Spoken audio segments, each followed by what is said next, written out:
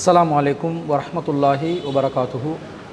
இன்னல் ஹம்தலில்லாஹ் நஹ்மதுஹு வ நஸ்தஈனுஹு வ நஸ்தக்ஃபிருஹு வ நஊது பில்லாஹி மின் ஷுரூரி அன்ஃபுஸினா வ மின் ஸய்யிஆத்தி அஅமாலினா மை யஹ்திஹில்லாஹு ஃபலா முதில்ல லஹு வ மை யுض்லில் ஃபலா ஹாதிய லஹு வ அஷ்ஹது அன் லா இலாஹா இல்லல்லாஹ் வஹ்தஹு லா ஷரீக லஹு வ அஷ்ஹது அன்ன முஹம்மதன் அப்துஹு வ ரசூலுஹு அம்மா பாத்.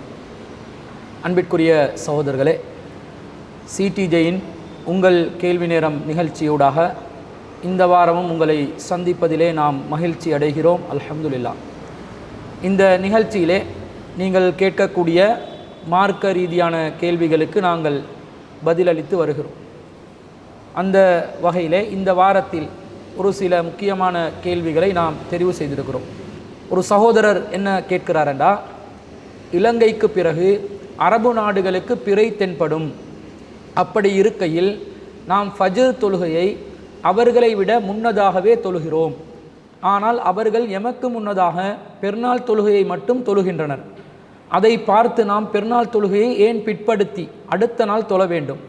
மற்றும் இலங்கைக்கும் அரபு நாடுகளுக்கும் 2.5 மணி நேரம்தான் வித்தியாசம். அப்படி இருக்கையில் அது எப்படி மறுநாள் பெருநாள் கொண்டாடுவது என்று குவைத்திலிருந்து ஒரு சகோதரர் கேள்வியை கேட்டிருக்கிறார். அதாவது அவர் என்ன கேட்குறாருன்னா, ஃபஜ்ர் நேரம் நாம் சவுதிக்கு முன்னதாக தொழுகிறோம் ஃபஜ்ர் தொழுகையை. ஆனால் பெருநாள் தொழுகையை பொறுத்தளவில் அவர்கள் நமக்கு முன்னதாக சவுதியிலே மத்திய கிழக்கு நாடுகளிலே பெருநாள் ஏற்படுகின்றன. இந்த நிலைப்பாடு எதனால் ஏற்படுகிறது? ஏன் நாங்கள் அடுத்த நாள் பெருநாள் தொழ வேண்டிய நிலை ஏற்படுது? நாங்கள் முன்னாடி தானே ஃபஜ்ர் தொழுகிறோம், அவள் பெருநாளை மட்டும் நாங்கள் ஏன் அவங்களுக்கு பின்னாடி தொழணும் என்ற ஒரு கேள்வியை கேட்குறாரு. அதாவது இது இந்த நேரம் சம்பந்தமாக, காலம் சம்பந்தமாக, நாட்களை தீர்மானிப்பது சம்பந்தமாக ஒரு போதிய அளவிலான ஒரு தெளிவில்லாத நிலையில் கேட்கப்பட்ட ஒரு கேள்வியாக இருக்கிறது. பொதுவாக இந்த தொழுகை நேரம் சம்பந்தமாக, அதே போன்று நாட்களை தீர்மானிக்கின்ற அந்த நிலைப்பாடு சம்பந்தமாக வெவ்வேறான நிலைப்பாடுகளை இஸ்லாம் அறிவித்திருக்கிறது. தொழுகையை பொறுத்தளவில் சூரியனை அடிப்படையாக கொண்டு அதனுடைய நேரத்தை நாம் தீர்மானிக்கின்றோம். சுபஹு தொழுகை என்று சொன்னால் அந்த சுபஹு வைகரை நேரம் எப்போது ஆரம்பிக்கின்றதோ, கிழக்கு வானம் வெளுக்கின்ற நேரம் எப்போது ஆரம்பிக்கின்றதோ அந்த நேரத்திலிருந்து சூரிய உதயம் வரைக்கும் சுபவுடைய நேரம் இருக்குது. அப்போ சூரியன் அடிப்படையாக வச்சு தான் சுபஹு நேரத்தை தீர்மானிக்கிறோம். லொஹர் நேரத்தை எடுத்துக்கொண்டால் சூரியன் நடு உச்சிக்கு, நம்முடைய தலைக்கு நேராக சூரியன் வந்து நிற்கும் பொழுது அந்த நேரம் நடு உச்சி நேரம், மத்தியான நேரம் என்று சொல்லக்கூடிய அந்த நேரத்திலிருந்து சற்று மேற்கை நோக்கி சூரியன் சாய்கின்ற நேரத்திலேயே லுஹருடைய நேரம் ஆரம்பித்து விடுகிறது. அதையும் நாங்கள் சூரியன் அடிப்படையாக வைத்து தான் தீர்மானிக்கின்றோம். அசருடைய நேரத்தை பொறுத்தளவில் ஒரு பொருளின் நிழல் அந்த பொருளை விட 2 மடங்காக கிழக்கை நோக்கி செல்லுகின்ற நேரத்தில் அசருடைய நேரம் ஆரம்பிக்கின்றது. அதே நேரத்தில் சூரியன் மறையும் நேரத்திலே மஹ்ரிபுடைய நேரம் ஆரம்பிக்கின்றது. அந்த மஹ்ரிபுடைய நேரத்தில் சூரியன் மறைவிலிருந்து சூரியன் மறைந்ததற்கு பிறகும் சூரியனுடைய அந்த ஒளிக்கதிர்கள் வானத்திலே இருக்கக்கூடிய நிலையில், வானம் முழுமையாக இருட்டடையாத ஒரு நிலையில் 1 மணித்தியால் அளவில் போல அந்த வெளிச்சம் வெளியே, சூரியன் மறைந்திருந்தாலும் வெளிச்சம் வெளியே இருக்கக்கூடிய ஒரு சூழ்நிலை இருக்கும். இருளும் வெளிச்சமும் கலந்த நிலை.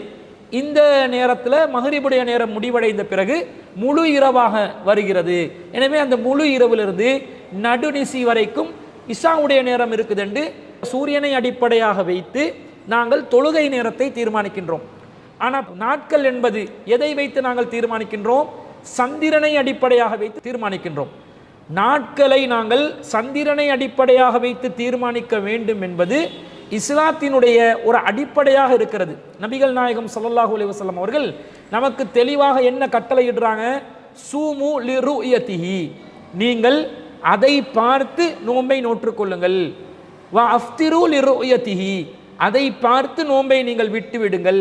ஃபைன் உப்பிய அலைக்கும், உங்களுக்கு மேகமூட்டம் ஏற்பட்டால் ஃபஅக்மிலுல் இத்தத ஷஅபான 30, நீங்கள் ஷஅபானுடைய மாதத்தை 30ஆக பூர்த்தி செய்து கொள்ளுங்கள் என்று அபூ ஹுரைரா ரலியல்லாஹு அன்ஹு அவர்கள் அறிவிக்கக்கூடிய செய்தி புகாரியிலே 1909வது செய்தியாக பதிவு செய்யப்பட்டிருக்கிறது. இதே அப்துல்லா இப்னு உமர் ரலியல்லாஹு அன்ஹு அறிவிக்கக்கூடிய செய்தி புகாரியில் 1906வது செய்தியாக எப்படி பதிவு செய்யப்படுகிறது என்றால், அன்ன ரசூலுல்லாஹி ஸல்லல்லாஹு அலைஹி வஸல்லம் ذكر ரமலான, ரசூல் ஸல்லல்லாஹு அலைஹி வஸல்லம் அவர்கள் ரமலானை பற்றி நினைவூட்டி ஃபகால என்ன சொன்னார்கள், லா தசூமு ஹத்தா தரவுல் ஹிலால, நீங்கள் பிறையை பார்க்கும் வரைக்கும் நோன்பு நோட்காதீர்கள். வலா துஃப்திரு அத்தா தரஹு, நீங்கள் அதை பார்க்கும் வரைக்கும் நோன்பை விட்டு விடாதீர்கள் என்று பிறையை அடிப்படையாக வைத்துதான் மாதத்தை நாட்களை தீர்மானிக்க வேண்டும் என்று இஸ்லாம் சொல்கிறது. அப்போ இந்த பிறையை அடிப்படையாக வைத்து நாங்கள் நாட்களை தீர்மானிக்கும் போது 2 நாடுகள் இலங்கையும் சவுதி அரேபியாவையும் எடுத்துக்கொண்டால், 2இல் கிழக்கிலே நாங்கள் இருக்கக்கூடிய நாடுகளில் இலங்கை நாடு இருக்கிறது. மத்திய கிழக்கில் தான் சவுதி அரேபியா உட்பட இன்னும் பல அரபு நாடுகள் இருக்கின்றன. இப்போ சூரியன் மறைவுக்கு நெருக்கமாக இருக்கக்கூடிய நாடாக நாங்கள் இருக்கும்போது நமக்கு தானே முன்பதாக சுபவுடைய நேரம் வரும், அசருடைய நேரம் வரும், மஹரிபுடைய நேரம் வரும், எல்லாம் நமக்கு தானே முன்னாடி வரும். அவங்களுக்கு அதுக்கு பின்னாடி தானே அது வரும். அதுதானே அல்லாஹ் தஆலா இந்த உலகத்தில் ஏற்படுத்தி இருக்கக்கூடிய இயற்கையான அமைப்பு. அந்த அடிப்படையில் தொழுகை நேரம் சூரியன்ல கிழக்கை சார்ந்த நாடுகளுக்கு ஆரம்பத்திலும் மேற்கை சார்ந்த நாடுகளுக்கு பின்னாடியும் வரக்கூடிய சூழ்நிலையில் தான் அல்லாஹ் தஆலா இந்த உலகத்தை அமைத்து வைத்திருக்கிறார். அதனால தான் தொழுகை நேரத்தில் நாங்கள் முன்னாடி செல்கிறோம். ஆனால் நாட்கள் என்பது பிறையை அடிப்படையாக வைத்திருக்கக்கூடிய ஒன்று. அப்போ பிறையை நாங்கள் பார்த்து எங்களோட பார்வையில் அதை தீர்மானிக்க வேண்டும். அந்த பார்வையில் தீர்மானிக்கக்கூடிய நேரத்திலும் எத்தனை விஷயங்களை கவனத்தில் கொள்ளணும். சூரியன் மறைந்ததற்கு பிறகுதான் பிறை மறைய வேண்டும். அதே நேரத்தில் குறைந்தபட்சம் பிறையின் வயது 12 மணித்தியாலங்களாவது தாண்டி இருக்க வேண்டும். இப்போ நம்ம நாட்டில் மஹ்ரிபுடைய நேரம் வருகிறது. இலங்கையில் நாங்கள் பிறையை பார்க்கிறோம், சூரியன் மறைந்து விட்டது. ஆனால் புது பிறை பிறந்து 2.5 மணி நேரம் தான் ஆகுகிறது என்று வைத்துக் கொள்ளுங்கள். அந்த பிறை நம்முடைய கண்களுக்கு தென்படுமா? தென்படாது. அப்ப பிறையை நாங்கள் முதலாவதாக காண்பதற்கு அந்த பிறையின் வயது 12 மணித்தியாலங்களா இருக்கணுமா இல்லையா? சூரியன் மறைந்த பிறகுதான் நாங்கள் பிறையை பார்க்கிறோம். அந்த பிறைக்கு வயது 12 மணித்தியாலங்களாவது குறைந்தபட்சம் இருக்க வேண்டும் என்றால் அது பிறந்ததிலிருந்து 12 மணித்தியாலங்களுடைய ஒரு நேர ஓட்டம் ஒன்று செல்ல வேண்டும். அப்ப நாங்க பார்க்கும்போது எங்களுக்கு பிறை தென்படாது. ஆனா இதே நமக்கு பின்னாடி வரக்கூடிய நாடுகள் பிறையை பார்க்கின்ற நேரத்தில், அவர்கள் மஹ்ரிபை அடைகின்ற நேரத்தில் அவர்களுக்கு பல மணித்தியாலங்கள் பின்னாடி செல்ல செல்ல அந்த பிறையை தென்படுவதற்குரிய வாய்ப்புகள் இருக்கின்றனவா இல்லையா? இப்போ ஒருத்தர் 10 மணித்தியால பிறையை இலங்கையில் பார்க்கிறதா இருந்தால் அவருக்கு விளங்காது. நமக்கு பின்னாடி 2.5 மணித்தியாலங்கள் பிற்படுத்தி இருக்கக்கூடிய சவுதி அரேபியாவுக்கு அவர்களுக்கு மஹ்ரிப் 2.5 மணித்தியாலம் தாண்டி வருகின்ற நேரத்தில் அந்த பிறை 12.5 மணித்தியாலம் பிறையாக இருக்கும். அந்த பிறை அவர்களுக்கு தென்படுமா இல்லையா? தென்படும். அப்ப நமக்கு தென்படாத பிறை நமக்கு மேற்கில் இருக்கக்கூடிய நாடுகளுக்கு தென்பட்டதனால நாளில் அவர்கள் முந்தி சென்று விடுகிறார்கள். இந்த அடிப்படையில் தான் நாட்களில் அவர்கள் முன்னிலையிலும் நேரத்தில் நாம் முன்னிலையிலும் இருப்பதற்கு காரணமாக இருக்கிறது என்பதை நாங்கள் தெரிந்து கொள்ள வேண்டும். இந்த அடிப்படையை புரிந்து கொண்டால், இந்த அறிவியலை புரிந்து கொண்டால், இப்படி பிறையில நாங்க ஏன் பின்னாடி வர்றோம், அவங்க ஏன் முன்னாடி போறாங்க என்று சொல்லி ஒரு கேள்வியே வராது. அன்பிற்குரியவர்களே, இன்னொரு விஷயத்தை நாங்கள் பார்க்கணும். நாங்கள் இந்த சவுதி அரசாங்கத்தை பின்பற்றக்கூடியவர்களா? சவுதி அரசாங்கத்தோட பிறையை பார்த்து தான் நாங்கள் பிறையை தீர்மானிக்கணுமா? அப்படிதான் இஸ்லாம் சொல்லுதா? அவங்க எங்களுக்கு முன்னாடி எங்களுக்கு பின்னாடி தான் சுபோ தொழுறாங்க, நாங்கள் அவங்களுக்கு பின்னாடி அவங்கள பார்த்து தானே நாங்கள் பெருநாளை தொழுறோம் என்றால் அப்படி ஒரு கணக்கே கிடையாது. சவுதி அடிப்படையாக வைத்து நீங்கள் பிறையை தீர்மானிங்க என்று அல்லாஹ் குர்ஆன்ல சொல்லியிருக்கிறானா? நபிகள் நாயகம் ஸல்லல்லாஹு அலைஹி வஸல்லம் அவர்கள் எங்கேயாவது ஒரு நபி மொழியில் அதை வழிகாட்டி இருக்கிறார்களா? இல்லவே இல்லை, கிடையவே கிடையாது. ஆனால் அல்லாஹ் தஆலா எப்படி நமக்கு வழிகாட்டுறான்? சூரத்துல் பக்கரா 2வது அத்தியாயத்தில் 185வது வசனத்தில் ஷஹ்ரு ரமலான் அல்லதி உன்சில ஃபீஹில் குர்ஆன் என்ற அந்த வசனத்தில் அல்லாஹ் என்ன சொல்கிறான்? ஃபமன் ஷஹித மின்குமுஷ் ஷஹ்ர, உங்களில் யார் அம்மாதத்தை அடைகிறார்களோ ஃபல் யசும்ஹு, அவர் அந்த மாதத்திலே நோன்பு நோற்று கொள்ளட்டும் என்று அல்லாஹ் தெளிவாக 285 சொல்றான். அப்ப மாதத்தை அடைபவர் மாதத்தில் நோன்பு நோக்கணும் என்று இருக்குது. ரமலானை யாரு அடைகிறார்களோ அவர்கள் தான் நோன்பு நோக்க வேண்டும். அடையாதவர் நோன்பு நோக்க வேண்டிய அவசியம் இல்லை. நாம் சவுதிக்கு முன்னதாக ரமலானை அடையக்கூடிய ஒரு சூழ்நிலை ஏற்பட்டால், அவங்க ரமலானை இன்னும் அடையவில்லையே, நாம் எப்படி அடையலாம் என்றெல்லாம் யோசிக்கவே மாட்டோம். அவங்களுக்கு முன்னாடி நாங்கள் பிறை காணக்கூடிய ஒரு சூழ்நிலை ஏற்பட்டால் கண்டிப்பாக சவுதியை அடிப்படையாக வைத்து நாங்கள் ரமலானுக்குள்ள நுழைய சொல்லி அல்லாஹ் சொல்லலை. மாதத்தை அடைபவர் நோன்பு நோக்கட்டும். நாங்கள் அடைந்தால் நோன்பை நோற்று கொண்டே தான் தீருவோம். அதில் எந்த மாற்று கருத்தும் இல்லை. அதுதான் குர்ஆனின் கட்டளை. இந்த குர்ஆனுடைய வசனத்தை அடிப்படையாக வைத்து சிந்தியுங்கள். ஒரு நாடு இன்னொரு நாடுடைய பிறை அடிப்படையாக வைத்து தான் இருக்க வேண்டும் என்று இந்த வசனம் நமக்கு வழிகாட்டுதான். எல்லாத்துக்கும் அடிப்படை இந்த குர்ஆன் தானே. குர்ஆனை அடிப்படையாக வைத்து குர்ஆன் சொல்லக்கூடிய அடிப்படை காயிதாவில் இருந்து ஒவ்வொரு சட்டத்தையும் ஒவ்வொரு சர்ச்சையும் ஒவ்வொரு மசாயில் பிரச்சனையும் நாம் சிந்திக்க ஆரம்பித்தாலே அல்லாஹு ரப்புல் ஆலமீன் நமக்கு தெளிவான ஒரு வழிகாட்டலை தருவான். ஹதீஸுகளுடைய வழிகாட்டல் நமக்கு தேவை. ஹதீஸுகளும் அந்தந்த நாடுகளுடைய பிறையை அடிப்படையாக வைத்துதான் நீங்கள் தீர்மானிக்க வேண்டும் என்று தெள்ளத் தெளிவாக சொல்கிறது. குறை அவர்களுடைய செய்தி கூட சஹீஹ் முஸ்லிம் பதிவு செய்யப்பட்டிருக்கக்கூடிய செய்தி. சிரியாவிலே அவர் பிறையை பார்க்கிறார், வெள்ளிக்கிழமை இரவு பிறையை பார்க்கிறார். மதீனாவிலே அவர்கள் சனிக்கிழமை தான் பிறை பார்க்கிறார்கள். இது பற்றி இப்னு அப்பாஸ் ரலியல்லாஹு அன்ஹு அவர்களிடம் விசாரித்த நேரத்தில் தெள்ளத் தெளிவாக என்ன சொல்லப்பட்டது? நாங்க அங்க வெள்ளிக்கிழமை தான் பார்த்தோம், நீங்க சனிக்கிழமை பார்த்துருக்கிறீங்களே, இப்ப என்ன பண்றதுன்னு கேட்டதுக்கு இப்னு அப்பாஸ் ரலியல்லாஹு அன்ஹு என்ன சொன்னாங்க? நாங்கள் மறுபிறையை பார்ப்போம் அல்லது இந்த மாதத்தை 30 பூர்த்தி செய்வோம். சிரியாவை நமக்கு அடிப்படையாக வைத்து அந்த நேரத்தில் இஸ்லாமிய சாம்ராஜ்யத்தின் தலைநகராக இருந்த அந்த சிரியா நாட்டை வைத்து பிறை விஷயத்தை நாங்கள் தீர்மானிக்க மாட்டோம். காரணம் ஹாக்கதா அமரனா ரசூலுல்லாஹி ஸல்லல்லாஹு அலைஹி வஸல்லம் என்று தெள்ளத் தெளிவாக நபிகள் நாயகம் ஸல்லல்லாஹு அலைஹி வஸல்லம் அவர்களுடைய வழிகாட்டல் நமக்கு எப்படிதான் இருந்தது என்று சொல்லி சஹீஹ் முஸ்லிம்ல 1983வது செய்தியில் பதிவு செய்யப்பட்டிருக்கிறதா இல்லையா? ஹதீஸ்லையும் அதுதான் பதிவு செய்யப்பட்டது. ரசூலா எப்படி வழிகாட்டுறாங்க? சூமு லிருயதிஹி என்றா நீங்கள் பிறையை பார்த்து நோன்பு பிடிங்கண்டா உலக மக்களை விழித்து பேசவில்லை, உங்களுடைய பகுதி மக்களுக்காக பேசப்பட்ட செய்தி என்பதை இந்த குறைபவர்களுடைய செய்தி நமக்கு தெளிவான ஒரு வழிகாட்டலை தந்திருக்கிறதா இல்லையா? அப்படி இருக்கும்போது எதுக்கு சவுதியை நாங்கள் பின்பற்ற வேண்டிய அவசியம் இருக்குது? நாங்கள் மாதத்தை அடைந்தால் நாங்கள் நோன்பு நோற்றுக்கொள்வோம், மாதத்தை அடையவில்லை என்றால் மாதம் அடையும் வரைக்கும் சாபான் மாதம் நீட்டி செல்லப்படுகிறது, 30 பூர்த்தி செய்யப்படும். இதுதான் அடிப்படையே தவிர அவங்க முந்தினாங்களா பிந்தினாங்களா, எந்த நாடு பிந்தி வருது எந்த நாடு முந்தி வருது, அரபு நாட்டுக்கு முக்கியத்துவம் என்ற அடிப்படை இஸ்லாத்தில் கிடையவே கிடையாது. குர்ஆன் அப்படி வழிகாட்டவில்லை, நபி வலியும் அப்படி வழிகாட்டவில்லை. நாம் நம்முடைய பகுதியை சேர்ந்தவர்களாக நமக்கென்று சொல்லி ஒரு எல்லையை நாம் தீர்மானித்துக் கொள்வோமே ஆனால் அந்த அடிப்படையில் அந்த எல்லைக்குள்ளே இருந்து வரக்கூடிய சாட்சியங்களின் அடிப்படையாக வைத்து நாம் பிறையை தீர்மானித்து நோன்பு பெருநாளையும் ஹஜ்ஜு பெருநாளையும் நோன்பையும் தீர்மானிக்கக்கூடியவர்களாக இருக்க வேண்டும் என்பதுதான் இஸ்லாத்தினுடைய வழிகாட்டலே தவிர அவங்க முந்தி போனாங்க நாங்கள் பிந்தி வந்தோம் 2.5 மணித்தியாலம் தான் வித்தியாசம் இருக்குதுன்னு கேட்குறாரு. இலங்கைக்கும் சவுதிக்கும் 2.5 மணித்தியாலம் தான் வித்தியாசம் இருக்குது. அவங்க எங்களுக்கு முன்னாடி பெருநாளை கொண்டாடுறாங்க, எப்படி ஒரு நாள் வித்தியாசப்பட்டுச்சுன்னு கேட்குறாங்க. அதுதான் அறிவியல். அறிவியல் என்ன சொல்லுது? 10 மணித்தியால பிறை இலங்கை நாட்டில் உள்ளவர்களுக்கு விளங்காது, 12.5 மணித்தியால பிறை சவுதி நாட்டில் உள்ளவர்களுக்கு விளங்கும். சூரியன் மறைந்த பிறகு இலங்கை நாட்டில் இருப்பவர்களுக்கு 10 மணித்தியால பிறை விளங்காததனால அவர்கள் தற்போது இருக்கும் மாதத்தை 30 பூர்த்தி செய்வார்கள். ஆனால் 2.5 மணித்தியாலம் பிந்தி மஹ்ரிபை அடையக்கூடிய சவுதி அரேபியாவை சேர்ந்தவர்கள் அந்த பிறை வெற்று கண்களுக்கு தென்படக்கூடிய நிலையில் அடைவார்கள். அப்போது அவர்கள் மாதத்துக்குள்ளே நுழைந்து விடுவார்கள். 2.5 மணித்தியாலம் தான் வித்தியாசம். அந்த வித்தியாசம் ஏன் 24 மணித்தியாலத்துடைய ஒரு நாளை கடத்தி சென்றது என்று சொன்னால் பிறையின் வயதை அடிப்படையாக வைத்து இந்த அறிவியலின் படி பார்க்கும் பொழுது இஸ்லாமிய மார்க்கம் ஃபமன் ஷஹிதமின் குமுஸ்ஸஹ்ர ஃபல்யசும்ஹு, உங்களில் யாரும் மாதத்தை அடைகிறார்களோ அவர்கள் அம்மாதத்தில் நோன்பு நோக்க வேண்டும் என்று வழிகாட்டப்பட்டது. மிகவும் சரியான நேர்த்தியான அறிவியலுக்கு பொருந்தக்கூடிய குர்ஆன் வசனத்துக்கு விளக்கமாகவும் நபி வழியும் அமைந்திருக்கக்கூடிய ஒரு தெள்ளத் தெளிவான நிலைப்பாடு. அவரவர் பகுதியை சேர்ந்தவர்கள் பிறையை பார்க்க வேண்டும் என்ற இந்த வழிகாட்டலை இஸ்லாம் நமக்கு தெளிவாக வழங்கிவிட்டது. எந்த சர்ச்சையும் இதில் கிடையாது. என்ன எதிர்த்தரப்பில் உள்ளவர்கள் மொத்த உலக நாடு மக்கள் அனைவருக்கும் ஒரே நாளில் தான் பெருநாள், ஒரே நாளில் தான் நோன்பு என்று என்ன வாதம் வைத்தாலும் அனைத்து வாதங்களுக்கு தெளிவான பதில் வழங்கக்கூடிய விதத்தில் இந்த நிலைப்பாடு அமைந்திருக்கிறது. எனவே தொழுகையில் நாங்க முந்திட்டோம், அவங்க பிந்தி வர்றாங்க, பெருநாள் அவங்க முந்தி கொள்றாங்க, நாங்க ஏன் அவங்கள ஃபாலோ பண்றோம் என்ற கேள்விக்கு இஸ்லாத்தில் எந்த ஒரு இடமும் இல்லை.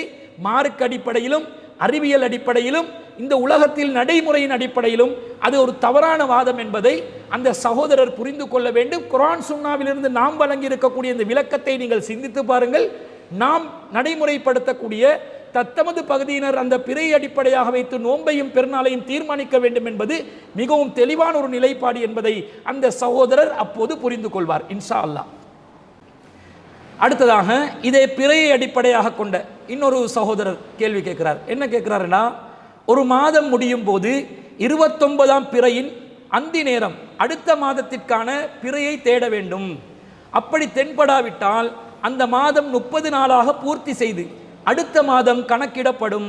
ஒருவேளை 29 பிறை இருந்து எமது கண்களுக்கு தென்படாமல் இருந்திருந்தால் அடுத்த மாதத்தில் எத்தனாயாவது தினத்தில் அதற்கடுத்த மாதத்திற்கான பிறையை தேட வேண்டும்? 28 29 என்ற ஒரு கேள்வியை கேட்கிறார். அதாவது 29 நாள் பிறையை பார்ப்போம். பிறை வானத்தில் இருந்து நமக்கு தென்படவில்லை, நம்முடைய வெற்று கண்களுக்கு அது மறைந்து விட்டது, தென்படவில்லை.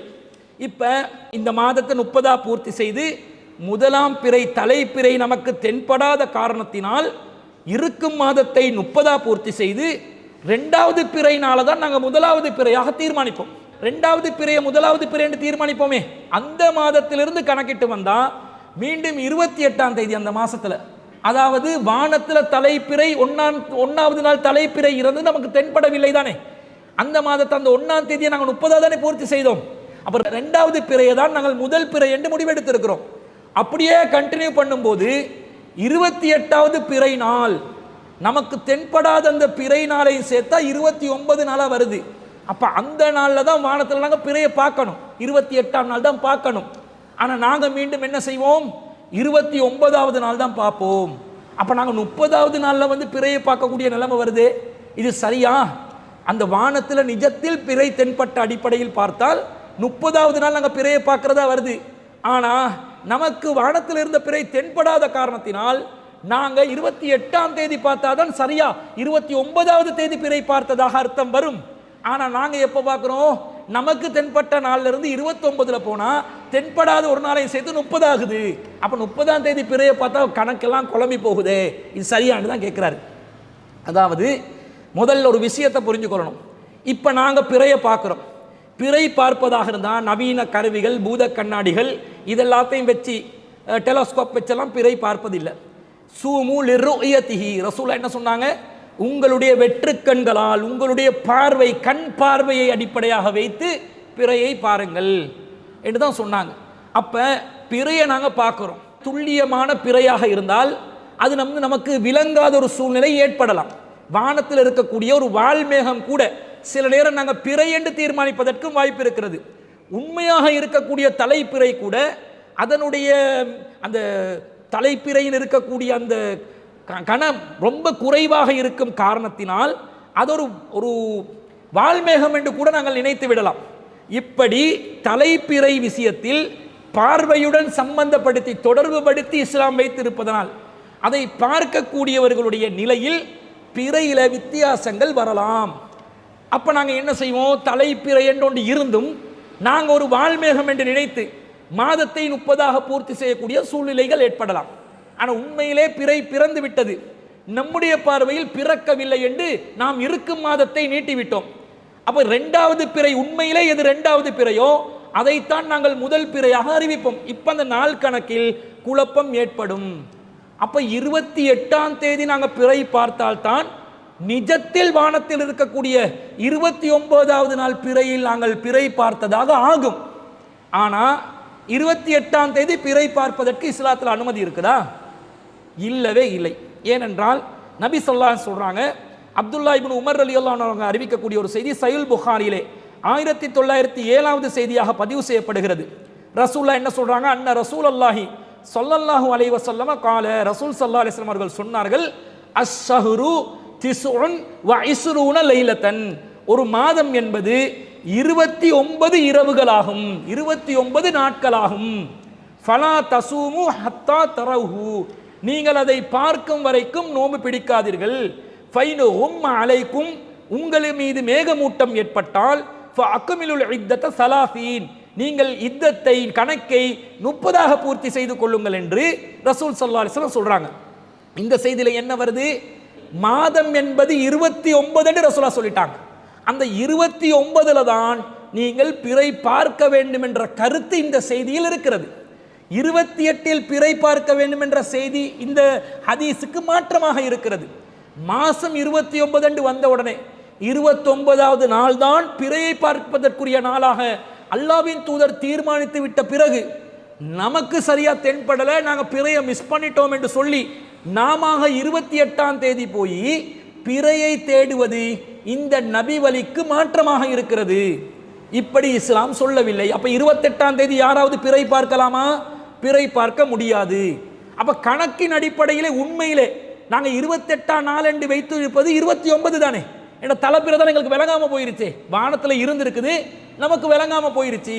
அப்ப நாங்க 28ல பார்த்தா தானே 29ல பார்த்ததாக ஆகும் என்று ஒருவர் வாதிட்டு நாங்கள் நாட்களில் தவறு செய்து விட்டோம் என்று ஒருவர் வாதிட்டால் அதை இஸ்லாமிய மார்க்கம் நமக்கு எப்படி சொல்லுது?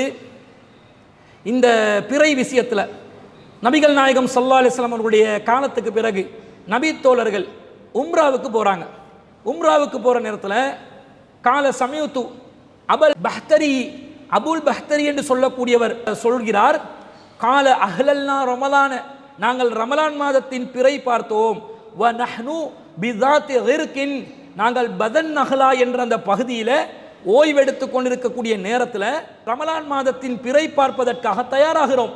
ஃபஅர்சல்னா ரஜுலன் இலா இப்னு அப்பாஸின், நாங்கள் இந்த நேரத்தில் இப்னு அப்பாஸ் ரலியல்லாஹு அன்ஹு அவங்க கிட்ட ஒருவரை அனுப்பி சில விளக்கங்கள் கேட்டோம். ஏன் கேட்டோம் தெரியுமா? நமக்கு அதற்குள்ளே ஒரு தகராறு ஏற்பட்டது. என்ன தகராறு? சிலர் சொன்னார்கள், நாங்கள் பார்த்த இந்த பிறை தலைப்பிறை அல்ல, இது 2வது பிறை. இன்னும் சிலர் சொன்னார்கள், நாம் பார்த்த பிறை தலைப்பிறையும் அல்ல, 2வது பிறையும் அல்ல, 3வது பிறை என்று நமக்குள்ளே கருத்து வேறுபாடு ஏற்பட்டது. இதனால ஒருத்தர் இப்னு அப்பாஸ் ரலியல்லாஹு அன்ஹு அவர்களை சந்திச்சு, நாங்கள் 2வது பிறையில தான் தலைப்பிறை பார்த்தமா இருக்குது, அல்லது 3வது பிறையில தான் தலைப்பிறை பார்த்தமா இருக்குது, நமக்கு பார்த்த பிறை 2ஓ 3ஓ என்று சந்தேகம் வருதே தவிர தலைப்பிறை என்று சந்தேகமே வருது இல்லை, தலைப்பிறையே கிடையாது, என்ன செய்வது என்று கேட்ட நேரத்தில் இப்னு அப்பாஸ் ரலியல்லாஹு அன்ஹு அவர்கள் இப்னு அப்பாஸ் ரலியல்லாஹு அன்ஹு இதை கேட்டார் அனுப்பப்பட்ட மனிதர். ஃபகால இப்னு அப்பாஸ் சொல்கிறார் ரலியல்லாஹு அன்ஹுமா, கால ரசூலுல்லாஹி ஸல்லல்லாஹு அலைஹி வஸல்லம், ரசூலுல்லாஹ் என்ன சொன்னாங்க தெரியுமா? இன்னல்லாஹ கது அமத்தஹு லிருயதிஹி, அல்லாஹ் மாதத்தை உங்களுடைய பார்வைக்காக வேண்டி நீட்டி இருக்கிறான், மாசத்தை அல்லாஹ் நீட்டி விட்டான். ஃபைன் உகுமிய அலைக்கும், உங்களுக்கு மேகமூட்டம் ஏற்பட்டால் ஃபஅக்மிலுல் இத்தத, நீங்க நாட்களை கணக்கிட்டு 30 பூர்த்தி செய்யுங்க என்று ரசூல் ஸல்லல்லாஹு அலைஹி வஸல்லம் நமக்கு வழிகாட்டிட்டாங்க. அப்ப ரசூலுல்லாஹ் என்ன வழிகாட்டினாங்களாம்? இன்னல்லாஹ கது அமத்தஹு லிருயதிஹி, உங்கள் பார்வைக்காக அல்லாஹ் மாதத்தை நீட்டி விட்டான் என்ற செய்தியை சஹீஹ் முஸ்லிம்ல 1984வது செய்தியா பார்க்கிறோம். இதை அபுல் பக்தரி என்று சொல்லக்கூடியவர் அறிவிக்கிறார். இப்ப மாதத்தெல்லாம் நீட்டினான் என்ற என்ன அர்த்தம்? நாங்க உண்மையிலே தலைப்பிறை வானத்தில் இருக்கும் போது கூட மனிதர்களின் பலவீனம் காரணமாக அந்த பிறை நம்முடைய பார்வைக்கு தென்படாமல் போய்விட்டது. அறிவியலின் படி அது முதல் பிறை தலைப்பிறையாக வானத்தில் இருந்த நிலையிலும் அல்லாஹ் நமக்கு எப்படிப்பட்ட ஒரு மார்க்கத்தை வழிகாட்டுறான்? நாம் எந்த மாதத்தில் இருந்து கொண்டிருக்கிறோம் அந்த நிகழ் மாதத்தை அல்லாஹ் நீட்டுறான். அப்ப நீட்டும் பொழுது தலைப்பிறை வானத்தில் இருந்தாலும் அது புது மாதத்திற்கான பிறையாக வராது. காரணம், நம்முடைய பார்வைக்கு மாதத்தை நீட்டி நாம் காணும் போதுதான் முதல் பிறையை அல்லாஹ் உருவாக்குகிறான் என்ற செய்தியை நபிகள் நாயகம் சொல்றாங்க. நல்ல வாசகத்தை கவனியுங்கள். இன்னல்லாஹ கது அமத்தஹு லிருயதிஹி, அல்லாஹ் நம்முடைய பார்வைக்காக வேண்டி மாதத்தை நீட்டி விட்டான். மாதத்தை அல்லாஹ் நீட்டிட்டான்டா நாங்க 2வது பிறையை தான் பார்க்கிறோம்.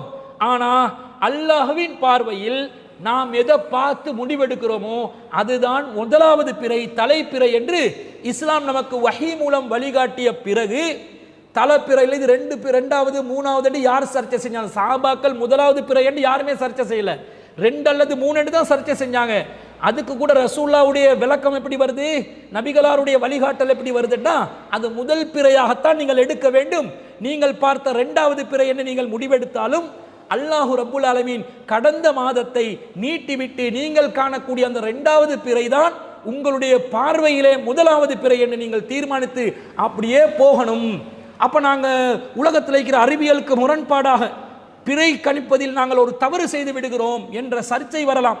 கண்டிப்பாக மாதத்தை எந்த மனிதனாலும், என்ன அறிவியல் இருந்தாலும், என்னதான் டெக்னாலஜி தொழில்நுட்பம் இருந்தாலும், எந்த மனிதனாலும் மாதத்தை துல்லியமாக தீர்மானிக்க முடியாது. காரணம், 73வது அத்தியாயத்தில் 20வது வசனத்தில் அல்லாஹ் சொல்றான், வல்லாஹு யுகத்திருல் லைல வன்னஹார், அல்லாஹ் தான் இரவையும் பகலையும் நிர்வகிக்கிறான். அலிமா அல்லன் துஹ்சூஹு உங்களுக்கு அதை சரியாக கணிக்க முடியாது என்பதை அல்லாஹ் அறிவான். ஃபதாப அலைக்கும், அல்லாஹ் உங்களை மன்னித்து விட்டான் என்று அல்லாஹ் சொல்கிறான். இந்த 4 இரவு பகல் அல்லாஹ் நிர்வகிக்கிறது. நீங்க சரியா கணிக்கவே மாட்டீங்க, உங்களுக்கு மிஸ்டேக் வரதான் செய்யும். ஃபதாப அலைக்கும், இந்த விஷயத்தில் அட்வான்ஸாக அல்லாஹ் நம்மை மன்னித்து விட்டான் என்று சொன்னதனால வானத்தில் தலைப்பிறை இருந்து அது நம்முடைய பார்வைக்கு விளங்காத நிலையில் நாம் பிறை பார்க்கும் பொழுது ஒரு நாள் கடந்துதான் பிறையை பார்க்கிறோம். நாங்கள் 2வது பிறையை தான் முதல் பிறை என்று தீர்மானித்தாலும் அடுத்த மாதத்திற்கான பிறையை 28 பார்க்கக்கூடாது, 29 தான் பார்க்க வேண்டும். அதற்கு ஒரு நாள் கடந்து போகுதே என்று வந்தால் அது இஸ்லாத்தில் மாதத்தை அல்லாஹ் நீட்டி விட்டான் என்ற ஒரு நிலைப்பாட்டிலே அல்லாஹ் தஆலா நம்முடைய தவறுகளை மன்னித்து விட்டான் என்ற அடிப்படையிலே மாத கணக்கீட்டை நம்முடைய பார்வையின் அடிப்படையில் தொடர்ச்சியாக செய்து கொண்டு செல்ல வேண்டும் என்பதை இஸ்லாம் நமக்கு வழிகாட்டுது. அக்யூரேட்டா இந்த விஷயத்தில் எவராலும் இருக்க முடியாததுனால அல்லாஹ் முன்கூட்டியே அனைத்தையும் மன்னித்து விட்டான். நாம் முடிந்த அளவு சக்திக்குட்பட்டு நம்முடைய பார்வையில் மாதத்தை தீர்மானிக்கும் அந்த நபி வழியை நாம் நிறைவேற்ற வேண்டும். அதில் நமக்கு ஏற்படுகின்ற தவறுகளை அல்லாஹ் மன்னித்ததனால் மாதத்தையும் அல்லாஹ் நீட்டி தருவதனால் நாங்கள் சரியான முறையில் நாம் காணக்கூடிய பிறையின் அடிப்படையிலே நம்முடைய மாத கணக்கை நாம் தொடர்ச்சியாக மேற்கொள்ள வேண்டும் என்பதுதான் இஸ்லாம் நமக்கு வழிகாட்டக்கூடிய ஒன்றாக இருக்கிறது. அடுத்து ஒரு சகோதரர் இதே பிறை சம்பந்தப்பட்ட ஒரு கேள்வி தான் கேட்கிறாரு. என்ன கேட்கிறாருண்டா, நான் கட்டாரில் வேலை செய்கிறேன். இங்கு வெள்ளிக்கிழமை பெருநாள் என பிறை தென்பட்டதாக கூறி அறிவித்து உள்ளனர். அதே சமயம் நான் ஸ்ரீலங்கா தாய்நாடு விடுமுறையில் செல்ல இருக்கிறேன். வெள்ளிக்கிழமை பகல் கட்டாரிலிருந்து ஸ்ரீலங்கா செல்கிறேன். ஆனால் அங்கு சனிக்கிழமை தான் பெருநாள் என்று வைத்து கொண்டால் நான் எதை கொண்டாட வேண்டும் என்று கேட்கிறார். அதாவது ஒருத்தர் கேட்கிறாரு, அவர் கட்டாரில் வேலை செய்கிறார். அவர் வேலை செய்கிற இடத்துல வெள்ளிக்கிழமை பிறை என்று அறிவித்திருக்கிறார்கள். இந்த நிலையில் இலங்கை நாடு தாய்நாடு அங்கே சனிக்கிழமை தான் பிறை என்று அறிவித்திருந்தால் நான் வெள்ளிக்கிழமை நாளே கட்டாரிலிருந்து இலங்கைக்கு வந்தால் நான் வெள்ளிக்கிழமை நாள் பெருநாள் தினமாக எடுத்துக்கொள்ளணுமா, அல்லது மறுநாள் சனிக்கிழமை இலங்கை அறிவித்திருக்கக்கூடிய அந்த பெருநாள் தினத்தை பெருநாள் என்று எடுத்துக்கொள்ள வேண்டுமா என்று கேட்கிறார். அவர் எந்த நாட்டில் இருக்கிறாரோ கட்டாரில் இருந்து அவர் தொடர்ச்சியாக பெருநாள் கொண்டாடுவதாக இருந்தால் அவர் கட்டாரில் தானே பெருநாளை கொண்டாடுறாரு. அப்போ பெருநாள் கட்டாரில் வெள்ளிக்கிழமை தானே, அதை தான் அவர் கொண்டாடணும். இலங்கை தாய்நாட்டுக்கு அவர் வந்துவிட்டால் அப்போது இலங்கையில் எது பெருநாள் தினமோ அந்த தினத்தில் தான் அவர் இலங்கையில் இருக்கும்போது அவர் பெருநாளை கொண்டாட கடமைப்பட்டிருக்கிறார். கட்டாரில் இருக்கும்போது கட்டாரின் அடிப்படையாக அவர் முடிவெடுத்தவர். இலங்கைக்கு வந்தால் இலங்கை மக்கள் எந்த நாளில் பெருநாள் தினத்தை தீர்மானிக்கிறாங்களோ அந்த தினத்திற்கு அவர் இயற்கையாகவே மாற வேண்டிய சூழ்நிலை ஏற்படுகிறது. இதை குர்ஆன் சுன்னாவிலிருந்து விளங்கப்படுத்துவதற்கு முன்பதாக உலக நடைமுறையிலிருந்து ஒரு உதாரணத்தை வைத்து உங்களுக்கு விளங்கப்படுத்தினால் இது விளங்கும் என்று நினைக்கிறேன். ஆனால் பிறகு குர்ஆன் சுன்னால் உள்ள ஆதாரத்தை சொல்கிறேன். ஒருவர் இலங்கையிலிருந்து அமெரிக்காவுக்கு போகணும் என்று ஒரு முடிவெடுக்கிறார். இலங்கையிலிருந்து இரவு 7 மணிக்கு மஹ்ரிப் தொழுத பிறகு விமானமூடாக அமெரிக்காவில் நியூயார்க் சிட்டிக்கு போகணும் என்று முடிவெடுக்கிறார். ஒரு டிரான்சிட் ஃப்ளைட்டாக போக நினைக்கிறார். ஒரு டிரான்சிட் தான் நடக்குது. அவர் ஒரு ஃப்ளைட்டில் இன்னொரு ஃப்ளைட்டை கடந்து போவார். கிட்டத்தட்ட 18 to 22 மணித்தியாலங்கள் அவருடைய அந்த பயணத்திற்கு தேவைப்படும். அவர் அமெரிக்காவில் போய் எத்தனை மணிக்கு இறங்குவார் என்று சொன்னால் அடுத்த நாள் காலை 8 மணிக்கு தான் என்ன செய்வார், இறங்குவார். 8 மணியிலிருந்து 12 மணிக்குள்ள 4 மணி வித்தியாசத்துக்குள்ள அடுத்த நாள் அமெரிக்காவில் போய் சேர்ந்துருவார். அதாவது இலங்கையில் இரவு 7 மணிக்கு ஏறுறவர் 18 to 22 மணித்தியாலம் பயண தூரம். அமெரிக்காவில் போய் அவர் இறங்குறதா இருந்தால் 8லிருந்து பகல் 12 மணிக்குள்ள இடப்பட்ட டைமில் தான் அவர் போயிட்டு அமெரிக்காவில் நியூயார்க் நகரை அடைவார். அதே நேரத்தில் இதில் இன்னொரு விஷயத்தை கவனிக்கணும். அது என்ன 22 மணித்தியால தூரமாக இருக்குது. ஆனால் இலங்கையில் இரவு 7 மணிக்கு ஏறுறவர் அமெரிக்காவில் போய் காலையில் 8 மணிக்கு இறங்குவாருன்னா 13 மணித்தியாலம் வித்தியாசம் தானே வருது என்று ஒருவர் யோசித்தால் இது கிட்டத்தட்ட 9 to 11 மணித்தியால நேர வித்தியாசம் இந்த பயண நேரத்தில் ஏற்படும். அது என்ன இயல்பான ஏற்பாடு என்று சொன்னால் அந்த காலத்தில் அந்த வேர்ல்ட் டைம் லைனில் ஏற்படக்கூடிய வித்தியாசத்தினால் அந்த 9-11 மணித்தியாலங்கள் கழிஞ்ச நிலையில் தான் அமெரிக்காவோட டைம் தீர்மானிக்கப்படக்கூடியதாக இருக்கும். இப்போ அந்த டைம் ஜோனை பற்றி விளக்குற நேரம் இல்லை. அதை நீங்கள் இன்ஷா அல்லாஹ் பிறகு அதை ஒரு தேவைப்பட்டால் அதை விளக்கி சொல்லலாம். இப்போ இவர் இலங்கையில் மகரிப் 7 மணிக்கு ஏறினவர் அமெரிக்காவில் நியூயார்க் சிட்டியில் காலை 8 மணிக்கு போய் இறங்குறாரு. இப்போ இவருடைய மனநிலை எப்படி இருக்கும்? நான் இலங்கையிலேருந்து இரவுல தானே வந்தேன், இரவில் வந்த நான் காலையில் அமெரிக்காவில் இருக்கிறேன்னா மஹரிபை தொழுந்துட்டு ஃப்ளைட் ஏறினேன். இப்போ நான் வந்து மஹரிபுக்கு அடுத்ததாக வரக்கூடிய இஷாவை 8 மணிக்கு அமெரிக்காவில் தொழுவேன் என்று முடிவெடுக்கலாமா? அல்லது நான் இன்னும் இரவில் தான் இருக்கிறேன் என்று சொல்லி அங்கே ஒரு வேலைக்கு போகணும், அவர் 9 மணிக்கு அவர் ஒரு வேலைக்கு போகணும் என்று சொன்னால் நான் இன்னும் இலங்கை நாட்டு நேரப்படி 7 மணிலிருந்து 8 மணி அந்த நேரம், அந்த இரவு நேரத்தில் இருக்கிறேன். நான் இது இலங்கை நாட்டின் நேரப்படி உறங்குவதற்குரிய நேரம். எனவே அமெரிக்காவில் காலை பொழுதை அடைந்தாலும் நான் உறங்கிக் கொண்டுதான் இருப்பேன் என்று ஒருவர் சொல்ல முடியுமா? அல்லது அந்த நாட்டிட இயல்புக்கு ஏற்ற மாதிரி இங்கே என்னதான் அவர் இரவுல பயணம் செய்திருந்தாலும் அங்கே காலை பொழுதை அடைந்து விட்டால் காலை பொழுதில் செய்ய வேண்டிய சில வேலைகள் என்று இருக்குமே ஒரு மனுஷனுக்கு, அந்த வேலைகளில் அவர் தன்னை இயல்பாகவே ஈடுபடுத்திக் கொள்வாரா? காலையில் பல்ல விளக்குவார், பிரேக்ஃபாஸ்ட்டை எடுப்பார். நான் இலங்கையிலிருந்து மஹரிப் நேரத்துக்கு பிறகுதான் வந்தேன், எனவே அமெரிக்காவில் 8 மணிக்கு நான் டின்னர் தான் எடுப்பேன் என்று சொல்வாரா? சொல்ல மாட்டார். அங்கே டின்னர் எடுக்க வேண்டிய நிலை இருந்தாலும் நான் எந்த நாட்டுக்கு வந்தேனோ அந்த நாட்டில் சூழல் எனக்கு என்ன சொல்கிறது, இப்போ பிரேக்ஃபாஸ்ட்டுக்குரிய நேரம், இந்த பிரேக்ஃபாஸ்ட் நேரத்தில் நான் காலை உணவை தான் எடுக்கணும் என்று ஒருவருடைய இயல்பான அந்த நிலை எப்படி மாறுகிறதோ அப்படிதானே இந்த பிறை விஷயத்திலும் நாங்கள் பார்க்க வேண்டும். அப்படித்தானே மார்க்கமும் நமக்கு வழிகாட்டுகிறது. இந்த நேரம் என்பது ஒரு நாட்டில் ஒருத்தருக்கு வந்து வித்தியாசப்படுவது அந்த நேர விஷயத்தில் எப்படி புரிஞ்சு கொள்றோமோ அதே போன்ற நாள் விஷயத்திலே புரிந்து கொள்ளாமல் இருக்கிறார்கள். அந்த குறைபவர்களுடைய செய்தி சஹீஹ் முஸ்லிம்ல வரக்கூடிய 1983வது செய்தி. இந்த செய்தியில நபி ஸல்லல்லாஹு அலைஹி வஸல்லம் அவங்களோட அந்த காலத்துக்கு பிறகு என்ன நடக்குது? உம்மு ஃபலல் பின்த் ஹாரிஸ் பஅஸஹு இலா முஆவியத பிஸ்ஸாமி, இந்த குறைபவர்களை உம்மு ஃபலல் அவர்கள், உம்மு ஃபலல் பின்த் ஹாரிஸ் என்பவர் முஆவியா ரலியல்லாஹு அன்ஹு அவர்கள் இருக்கக்கூடிய ஷாம் தேசத்துக்கு அனுப்புகிறார்கள். கால கதிம்து ஷாம ஃபகலைது ஹாஜதஹா, குறைபவர்கள் சொல்கிறார், நான் ஷாமுக்கு வந்தேன், அந்த உம்மு ஃபலல் அவர்களுடைய அந்த காரியத்தை நிறைவேற்றி விட்டேன். வஸ்துஹில் அலைஹ ரமலானு, நமக்கு ரமலான் மாதம் பிறை தென்பட்டு விட்டது. வானபி ஷாமி, நான் ஷாம் நாட்டில் இருக்கும்போது ஃபரைத்துல் ஹிலால லைலத்துல் ஜும்ஆத்தி, நாங்கள் பிறையை எப்போ பார்த்தோம்? லைலத்துல் ஜும்ஆத்தி, ஜும்ஆ நாள் வெள்ளிக்கிழமை இரவு பார்த்தோம். சும்ம கதிம்துல் மதீனத ஃபி ஆஹிரி ஷஹ்ரி, பிறகு நான் மதீனாவை அந்த மாதத்தின் இறுதியில் வந்தடைந்தேன். அப்போ மாதத்தில் இறுதியில் வந்தடையும் போது மதீனாவில் உள்ள நாளுக்கு வித்தியாசமான ஒரு நாளில் தான் அவர் வருவார். ஷாமில் எந்த நாள் மாதத்தில் இறுதியாக இருந்துச்சோ அந்த நாள்லேருந்து அவர் மதீனாக்கு வரும்போது மதீனால நாள் கண்டிப்பாக வித்தியாசப்படும். அப்போ அவர் எப்படி வித்தியாசப்படுதுன்றதை விளக்குறார். என்ன சொல்கிறார்? ஃபஸஅலனி அப்துல்லா இப்னு அப்பாஸ் ரலியல்லாஹு அன்ஹுமா, என்னிடம் அப்துல்லா இப்னு அப்பாஸ் அவர்கள் சில செய்திகளை கேட்டார்கள். சும்ம தக்கரல் ஹிலால, பிறகு பிறையை பற்றியும் விசாரித்தார். ஃபகால மதா ரஅய்துமுல் ஹிலால, நீங்க எப்போது பிறையை பார்த்தீர்கள் என்று கேட்டார். ஃபகுல்து ரஅய்னாஹு லைலத்தல் ஜும்ஆத்தி, நாங்க ஜும்ஆ வெள்ளிக்கிழமை இரவில் பிறை பார்த்தோம் என்று நான் குறைபவர்கள் சொல்கிறார். நான் சொன்னேன். ஃபகால அன்த ரஅய்தஹு, நீங்கள் பார்த்தீர்களா என்று கேட்டார். ஃபகுல்து நஅம், ஆமா நான் பார்த்தேன். வரஆஉன் நாசு, மக்கள் பார்த்தார்கள். வசாமு, மக்கள் நோன்பு நோற்றார்கள். வசாம முஆவியா, முஆவியா அவர்களும் ஆட்சியாளரும் ஹலீஃபா அவர்களும் நோன்பு நோற்றார்கள் என்று சொல்கிறார். அப்ப இப்னு அப்பாஸ் ரலியல்லாஹு அன்ஹு சொல்றாங்க, இதுதான் கவனிக்க வேண்டிய விஷயம். ஃபகால லாக்கின்னா ரஅய்னாஹு லைலத்த சப்தி, மாறாக நாங்க எப்ப பார்த்தோம்? சனிக்கிழமை இரவில் தான் பார்த்தோம். இப்ப வித்தியாசப்படுது.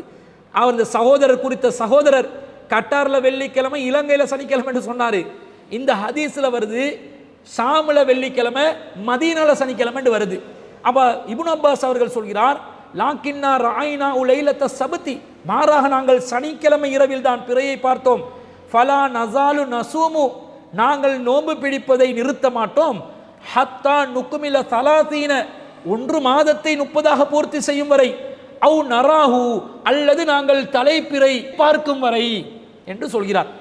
இப்ப ஃபகுல்து, குறைபவர்கள் கேட்கிறார், அவலா தக்தஃபி பிருயதி முஆவியத வஸியாமிஹி, முஆவியா அவர்களுடைய பெருநாள் பிறை தென்பட்டதும் பார்த்ததும் அவர் நோன்பு நோற்றதும் ஆட்சியாளரே முடிவெடுத்திருக்கிறார், அது உங்களுக்கு போதாதா என்று கேட்ட நேரத்தில் தான் அப்துல்லா இப்னு அப்பாஸ் ரலியல்லாஹு அன்ஹு சொல்கிறார்கள், ஃபகாலலா, அது போதாது.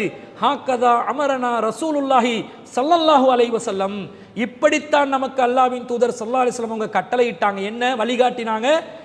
பிறையை பார்த்து நோம்பு பிடிங்க, பிறையை பார்த்து நோம்பு விடுங்க. அடுத்த நாட்டுக்காரன் என்னனால சொல்றான்றதை நீங்க கவனிக்காதீங்க, நீங்க இருக்கிற தேசத்துல ஏதோ அதை நீங்கள் முடிவு செய்யுங்கள் என்று இப்படிதான் ரசூல் ஸல்லல்லாஹு அலைஹி வஸல்லம் கட்டளையிட்டார்கள் என்று அப்துல்லா இப்னு அப்பாஸ் ரலியல்லாஹு அன்ஹு அவர்கள் இது நபி மொழியாக ஆக்கி விட்டார்கள். இப்ப அந்த ஷாம் நாட்டில் பிறை பார்த்து வந்த குறைப் அவர்கள் என்ன செய்திருப்பார் சிந்தித்து பாருங்கள். ஒன்று, அவர் அந்த நாட்டில் மாதத்தை பூர்த்தி செய்த நிலையில், நோன்பை பூர்த்தி செய்த நிலையில், அடுத்த நாள் பிறை தென்பட்டதையும் கண்ட நிலையில் வந்திருந்தால் கண்டிப்பாக அவர் என்ன செய்ய மாட்டார்? அவர் இருக்கிற நாட்டில் பெருநாள் என்று அறிவித்த பிறகு அவருடைய நாட்டில் உள்ள அந்த ரமலான் முடிந்து விட்டது. அந்த நாட்டில் ரமலான் முடிந்து விட்டால் அவர் மதீனால திரும்ப நோன்பு நோக்க வேண்டிய அவசியம் இல்லை. ஆனால் இந்த மக்கள் தொழும் வரைக்கும் அவர் வெயிட் பண்ண வேண்டிய நிலை இருக்குது. ஏன்னா அவர் அங்க பார்த்ததை வச்சு இங்க மக்களுக்கு அவருக்கு கட்டளை இடுறதுக்கு மார்க்கத்தில் அனுமதி இல்லை. அதே மாதிரி அவர் மாதத்துல இறுதியில தான் வராரு, கடைசி நாள்ல வரல. அவர் என்ன பண்ணுவார்? அந்த இங்க வந்துட்டாரு, மதீனாக்கு வந்துட்டாரு. இப்போ மதீனால அவர் எப்படி நோம்பு கண்டினியூ ஆகுதுன்னு பார்ப்பார்.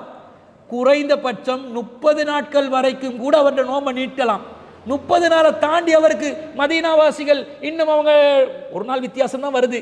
ஒரு பேச்சுக்கு 30 நாளை தாண்டி வந்தால் மாதம் என்பது 29, மேகமூட்டம் ஏற்பட்டால் 30, அதை தாண்டி ஒரு மாதம் போக இயலாது. அடுத்த நாட்களில் ஊர்வாசிகள் நோம்பு பிடிச்சாலும் அவர் சைலண்ட் ஆகுவார். ஆனா இந்த செய்தியில என்ன வருது? ஒரு நாள் வித்தியாசத்தில் வருகிறார். அவர் இறுதி நாளில் வந்திருந்தால் 29வது பிறையில நோம்பை பிடிச்சிட்டு அவர் வந்திருந்தால், அங்க அடுத்த நாள் பெருநாள் என்ற நிலை வந்திருந்தால் அவர் மதீனாவில் நோம்பு நோக்க மாட்டார். இங்க மக்கள் அடுத்த நாள் ஒரு நாள் நோம்பு பிடிச்சு அதுக்கு அடுத்த நாள் பெருநாள் திரளுக்கு செல்லும் வரைக்கும் அவர் நோம்பு பிடிக்காம இருக்க வேண்டிய சூழ்நிலை ஏற்படும். இல்ல அவர் ஒரு நாள் வித்தியாசத்துக்கு இடையில் வந்திருந்தால், இறுதி பகுதியில இடையில் வந்திருந்தால் 23 அல்லது 24 ஆகிய திகதிகளில் வந்திருந்தால் அவர் மதீனாவுக்கு வந்த பிறகு இந்த மக்கள் அவர் 24ல வந்திருந்தா மதீனால உள்ளவங்க 23ல இருக்கிறாங்கன்னு அர்த்தம். அப்ப அவர் என்ன செய்வார்? மதீனா மக்கள் 29 வர காட்டிலும் அவர் நோம்பை கண்டினியூ பண்ணுவார். மதீனா மக்கள் 29ஆம் தேதி பிறையை கண்டுவிட்டார்கள் என்றால் அவருக்கு 30 நோம்பு ஆகிரும். அத்தோடு அவர் அந்த மதீனா மக்களோட சேர்ந்து பெருநாளை கொண்டாடுவார். மதீனா மக்களுக்கு 29 நாளும் பிறை தென்படாவிட்டால் மதீனத்து மக்களுக்கே 30 நோன்பு வந்து விட்டது. இப்போ ஒரு நாள் முந்தி ஷாம் நாட்டில் நோன்பு பிடித்து அவருக்கு 31 நோன்பு வந்துவிடும். கண்டிப்பாக அவர் ஒரு நோன்பு பிடிக்க வேண்டியது. ஏண்டா மாதம் என்பது 29 அல்லது மேகமூட்டம் காரணமாக 30 போக வேண்டிய சூழ்நிலை வருமே தவிர அந்த நபி வழியின் பேணு பாதுகாத்தவராக அவர் ஒரு நாள் நோன்பு பிடிக்காமல் இருந்து மதீனா மக்கள் எப்போது பெருநாள் கொண்டாடுவார்களோ அந்த நாளில் அவர் பெருநாளை கொண்டாட வேண்டும் என்பதுதானே ஹதீஸிலிருந்து விளங்கக்கூடிய விளக்கம். இதை தாண்டி எப்படி ஒரு முடிவுக்கு போறது? ஹதீஸ் வழிகாட்டி விட்டதே. அந்த ஹதீஸில் உள்ள வழிகாட்டலுக்கு அப்புறமாக வேறு ஒரு விளக்கத்தை யாராலும் என்ன செய்ய முடியாது, கொடுக்க முடியாது. எனவே கட்டாரில் வெள்ளிக்கிழமை பெருநாள் என்று அறிவித்த நிலையில் தான் அந்த சகோதரர் வருகிறார்டா. கட்டாரிலிருந்து பிறை பார்த்த ரமலானை அடைந்த அந்த சகோதரருடைய ரமலான் முடிந்து விட்டதுன்னு அர்த்தம். ஏன்னா பிறையை பார்த்துட்டாங்க, பெருநாள் என்று அறிவித்த அந்த இரவுல அவர் பிளைட்டை பிடிச்சி இலங்கைக்கு வராருண்டா அவர் மீது நோன்பு கடமை நிறைவேற்றப்பட்டு விட்டது, முடிந்து விட்டது. கடமையான நோன்பை அவர் நிறைவேற்றி விட்டார். அவர் இலங்கைக்கு வந்த பிறகு இலங்கை மக்கள் இன்னொரு நோன்பு நோக்க வேண்டிய நிலையில் இருப்பார்கள் என்றால் அவர் கண்டிப்பாக அவர் நோன்பு நோக்காமல் இருந்து இலங்கை மக்கள் பெருநாளுக்கு எப்போ போறாங்களோ அந்த நாளில் பெருநாளுக்கு செல்ல வேண்டும் என்பதுதான் நபிவழியின் அடிப்படையிலான முடிவு என்பதை அந்த குறித்த சகோதரர் விளங்கிக் கொள்ள வேண்டும். இது ஹதீஸின் அடிப்படையில் எடுக்கப்பட்ட விளக்கமாக இருக்கிறது. மனோ இச்சையின் அடிப்படையில் சொன்ன விளக்கம் கிடையாது. மாதம் என்பது 29, பெருநாள் என்பது ஒவ்வொரு நாட்டுக்கும் வித்தியாசப்படும் என்று குர்ஆன் வசனத்தின் அடிப்படையிலும் குறைபவர்களுடைய இந்த செய்தியின் அடிப்படையிலும் எடுக்கப்பட்ட ஒரு விளக்கமாக அந்த சகோதரருக்கு நாங்கள் பதிலாக பதிவு செய்து கொள்கிறோம். அடுத்ததாக ஒரு சகோதரர் அம்மார் அவர்கள் என்ன கேட்கிறாருண்டா, இஸ்லாம் சொல்லக்கூடிய இரத்த உறவுக்கு கீழ் வரக்கூடிய உறவுகள் என்ன விளக்கவும் என்று கேட்கிறார். அதாவது மஹ்ரமான உறவுகள் என்றால் யார் என்று கேட்கிறார். இது நாங்கள் கூடுதலான ஆய்வு செய்து புரிய வேண்டிய ஒரு விஷயம் இல்லை. அல் குர்ஆனில் 4வது அத்தியாயத்தில் சூரத்துன் நிசால 23வது வசனத்திலேயே தெளிவாக மஹ்ரமான உறவுகள் யார் என்று சொல்லி அல்லாஹ் தஆலா சொல்லிட்டான். எப்படி சொல்றான்? ஹுர்ரிமத் அலைக்கும் உம்மஹாத்துக்கும், உங்கள் அன்னையர்கள் உங்களுக்கு மஹ்ரமானவர்கள், வபனாத்துக்கும் உங்கள் புதல்வியர்கள், வா அஹவாத்துக்கும் உங்கள் சகோதரிகள், வா அம்மாத்துக்கும் உங்கள் தந்தையின் சகோதரிகள், வ ஹாலாத்துக்கும் உங்கள் அன்னையின் சகோதரிகள், வபனாத்துல் அஹி உங்கள் சகோதரனின் பெண் பிள்ளைகள், வபனாத்துல் உஹ்தி உங்கள் சகோதரியின் பெண் பிள்ளைகள், வ உம்முஹாத்துக்கும் லாத்தி அர்லானக்கும் உங்களுக்கு பாலூட்டிய அன்னையர்கள், வ அஹவாத்துக்கும் மினர் ரலாஅதி பால்குடி உறவின் மூலம் ஏற்பட்ட சகோதரிகள், வ உம்முஹாத்து நிசாயிக்கும் உங்கள் மனைவிமார்களின் தாய்மார்கள், வ ரபாயிபுக்குமுல்லாத்தி ஃபி ஹுஜூரிக்கும் மின் நிசாயிக்குமுல்லாத்தி தஹல்தும் பிஹின்ன நீங்கள் தாம்பத்தியம் நடத்திய மனைவிகளுக்கு பிறந்த உங்கள் பொறுப்பில் உள்ள மனைவியின் புதல்விகள், ஃபைல்லம் தக்கூனு தஹல்தும் பிஹின்ன ஃபலா ஜுனாஹ அலைக்கும் வ ஹலாயிலு அபுநாய்க்கும் உள்ளதீன மின் அஸ்லாபிக்கும் அதே நேரத்தில் உங்களுக்கு நீங்கள் உங்கள் மனைவியுடன் உடலுறவு கொள்ளாத நிலையில் விவாகரத்து செய்துவிட்டால் அவர்களின் புதல்விகளை மணப்பது உங்களுக்கு குற்றம் இல்லை என்று வேறொரு சட்டத்தை அல்லாஹ் விளக்கி சொல்லி கொண்டு போகிறான். இந்த வசனத்தில் அல்லாஹ் யாரை சொல்கிறான்? தாய்மார்கள், உங்களை பெற்ற அன்னையர்கள் உங்களுக்கு மஹரமானவர்கள், நீங்கள் அவங்க திருமணம் செய்வதற்கு தடை செய்யப்பட்டவர்கள். அந்த தன்னுடைய தாயுடன் ஒரு மனிதன் தனித்து இருக்கலாம், தனியாக இருந்து பேசலாம். அவர்கள் ஏனைய பெண்களை விட அலங்காரங்கள் அதே போன்று அந்த ஹிஜாப் அணியக்கூடிய முறையில் குறைவான ஆடைகளுடன் மகனுக்கு முன்னாடி தாய்மார்கள் இருக்கலாம் என்பது விளங்குது. இரண்டாவதாக சகோதரிகளுடனும் தனித்திருக்கலாம், பேசலாம். அவர்களும் ஹிஜாப் குறைவான நிலையில் சகோதரர்களுடன் தன்னுடைய உடன் பிறந்த சகோதரர்கள் முன்னாடி இருக்கலாம். அதே போன்று தந்தையின் சகோதரிகள், மாமிகள், மாமி என்று சொல்லும் மாமியார் இல்லை, மாமி என்று சொல்லக்கூடிய அத்தை என்று சொல்லக்கூடியவர்கள், அவங்க தகப்பனுடைய சகோதரிகள் என்றால் மாமி அத்தை என்று சொல்லுவோம். அவங்கள சும்மா ஆக்களை ரோட்டில் போகிற ஆக்கலாம் மாமி என்று பேசி அவங்களோடலாம் தனிச்சிருக்கலாம் என்ற முடிவெடுக்கக்கூடாது.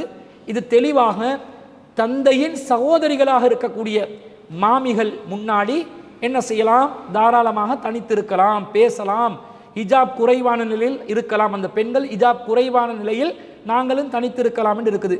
அதே போன்று தாயின் சகோதரிகள், சிறிய தாயார், பெரிய தாயார், அவர்கள் தாயின் உடன் பிறந்த சகோதரிகளாக யார் இருக்கிறாங்களோ அவங்களுக்கு முன்னாடியும் என்ன செய்யலாம்? தனித்திருக்கலாம், அவர்களை பார்த்து வரலாம். அவங்களும் மஹ்ரமானவர்கள். பாலூட்டிய தாய்மார்கள், பால்குடி உறவு என்று இஸ்லாத்தில் இருக்குது. ஒருவருக்கு பசியின் காரணமாக அதே போன்று குறைந்தது 2-3 தடவைகளுக்கு மேலாக வயிறு நிரம்பிய அளவுக்கு குழந்தைக்கு பாலூட்டப்படுமேயானால் அவங்க பால்குடி தாய் என்ற அந்தஸ்தில் வருவாங்க. அவர்களும் திருமணம் செய்வதற்கு நிரந்தரமாக தடை செய்யப்பட்டவர்கள். அவர்களுக்கு முன்னாடியும் தாராளமாக என்ன செய்யலாம்? தனித்திருக்கலாம். அந்த பால்குடி தாய்மார்களும் ஹிஜாப் குறைவான நிலையில் இருக்கலாம், அலங்காரத்தையும் வெளிப்படுத்தலாம். அதே போன்று பால்குடி சகோதரிகள், அந்த நமக்கு பாலூட்டிய தாய்மார்கள் இருந்தால் அந்த தாய்க்கு வேறு கணவர்கள் மூலம் பிறந்த குழந்தைகள் இருந்தால், அவங்களுக்கு கணவர் இருப்பாங்களே, அவங்களுக்கு பிறந்த குழந்தைகள் இருந்தால், அந்த பெண் குழந்தைகளாக அந்த பெண்களாக இருந்தால் அவர்கள் பால்குடி சகோதரிகள் என்று வருவார்கள். அவர்களும் நம் உடன் பிறந்த சகோதரிகளுக்கு ஒப்பானவர்கள். அவர்களுடன் தனித்திருக்கலாம், பேசி கதைக்கலாம். அவர்கள் அலங்காரத்தை இவர்களுக்கு முன்னால் வெளிப்படுத்தலாம், குறைவான ஹிஜாப் ஆடையுடன் இருக்கலாம். அடுத்தது மனைவியரின் அன்னையர், மாமியார்மார்கள் என்று இருப்பாங்களே, இந்த மாமிமார்கள் இவர்களுடைய நிலையிலும், அதாவது எங்களோட மனைவிமார்களுடைய தாய்மார்கள் மாமியாக இருக்கக்கூடியவங்க, அவர்களுடைய விஷயத்திலும் அவர்களும் நமக்கு மஹரமானவர்கள். அவர்களுடன் தனித்து இருக்கலாம், அவர்களும் குறைவான ஹிஜாபில் இருக்கலாம். அவர்களும் என்ன செய்யலாம்? இவர்களுக்கு முன்னாடி அலங்காரம் வெளிப்படுத்துவதை இஸ்லாம் தடையாக பார்க்காது. மருமகனை ஒரு மாமியார் தன்னுடைய சொந்த பிள்ளை ஸ்தானத்தில் தான் வைத்து பார்ப்பார்கள் என்று பார்க்க வேண்டும். அந்த மருமகனும் தனது மாமியாரை தாய் அந்தஸ்தில் வைத்து பார்க்க வேண்டும் என்று இஸ்லாம் சொல்கிறது. அதே போன்று மனைவியின் புதல்விகள், நாங்கள் ஒருவரை திருமணம் செய்து கொள்வதாக இருந்தால் அந்த பெண்ணுக்கு ஏற்கனவே ஒரு திருமணத்தின் மூலம் குழந்தைகள் இருப்பார்கள் என்றால், அந்த குழந்தைகள் புதல்விகளாக இருந்தால் நமக்கு அவர்கள் மஹரமான நிலைக்கு, நம்முடைய பிள்ளைகளுடைய ஸ்தானத்திற்கு அவர்கள் வந்து விடுவார்கள். நாம் ஒரு திருமணம் முடிப்பதன் மூலமாக ஒரு பெண்ணுக்கு ஏற்கனவே அந்த பெண் திருமணம் முடித்து விவாகரத்து செய்யப்பட்ட நிலையிலோ விதவையான நிலையிலோ குழந்தைகள் இருந்தால் அவர்கள் நம்முடைய குழந்தைகளுக்கு சமமான அந்தஸ்தில் வந்து விடுவார்கள் என்று அல்லாஹ் சொல்கிறான். அவர்களுக்கு முன்னால் தனித்திருக்கலாம். அந்த பெண் குழந்தைகள் அவர்களுடைய அலங்காரங்களை வெளிப்படுத்தலாம். ஹிஜாப் குறைவான நிலையிலும் இருக்கலாம். அதே போன்று மகனுடைய மனைவியும் மகனுடைய மனைவிமார்களும் தந்தைமார்களுக்கு மகளுடைய அந்தஸ்தில் வருவார்கள். மாமியாருக்கு மருமகன் எப்படி மகனுடைய அந்தஸ்துக்கு வருவாங்களோ அதே போன்று மகனுடைய மனைவியும் மாமனாருக்கு மகளுடைய அந்தஸ்துக்கு வருவாங்க என்றதை நாங்கள் பார்க்கணும். அப்போ இந்த 4:23 சொல்லப்படுற இந்த பட்டியல் தான் மஹ்ரமான உறவுகளுக்கு அல்லாஹ் விதித்த பட்டியல். இதில் என்ன சொல்லப்படுது? ஆண்களை விழித்து உங்கள் தாய்மார்கள், உங்கள் சகோதரிகள், உங்கள் பெண் பிள்ளைகள், உங்கள் சகோதரியின் பிள்ளைகள் பெண் பிள்ளைகள், உங்கள் சகோதரனின் பெண் பிள்ளைகள் என்று ஆண்பாலை விழிச்சு ஆண்களை விழிச்சு அல்லாஹ் பேசுகிறான். இதே சட்டம் பெண்கள் சம்பந்தப்பட்டு வரக்கூடிய உறவுகளுக்கும் பொருந்தும் என்பதை நாம் விளங்கிக் கொள்ள வேண்டும். அந்த அடிப்படையில் மகன், சகோதரன், தந்தையின் சகோதரர்கள், சித்தப்பா பெரியப்பா வரக்கூடியவர்கள், பால்குடி சகோதரர்கள், தாயின் கணவன், கணவனின் தந்தை, மாமனார் எல்லாம் பெண்களுக்கு மகரமானவர்களாக வந்து விடுவார்கள். இந்த 4:23 வசனம்தான் யாருடன் நாம் தனித்திருக்கலாம், யாருக்கு முன்னாடி நாங்கள் அலங்காரத்தை வெளிப்படுத்தலாம், யாருக்கு முன்னாடி குறைவான ஹிஜாபோடு இருக்கலாம் என்பதை தீர்மானிக்கும் ஒரு எல்லை கோடாக இருக்கிறது.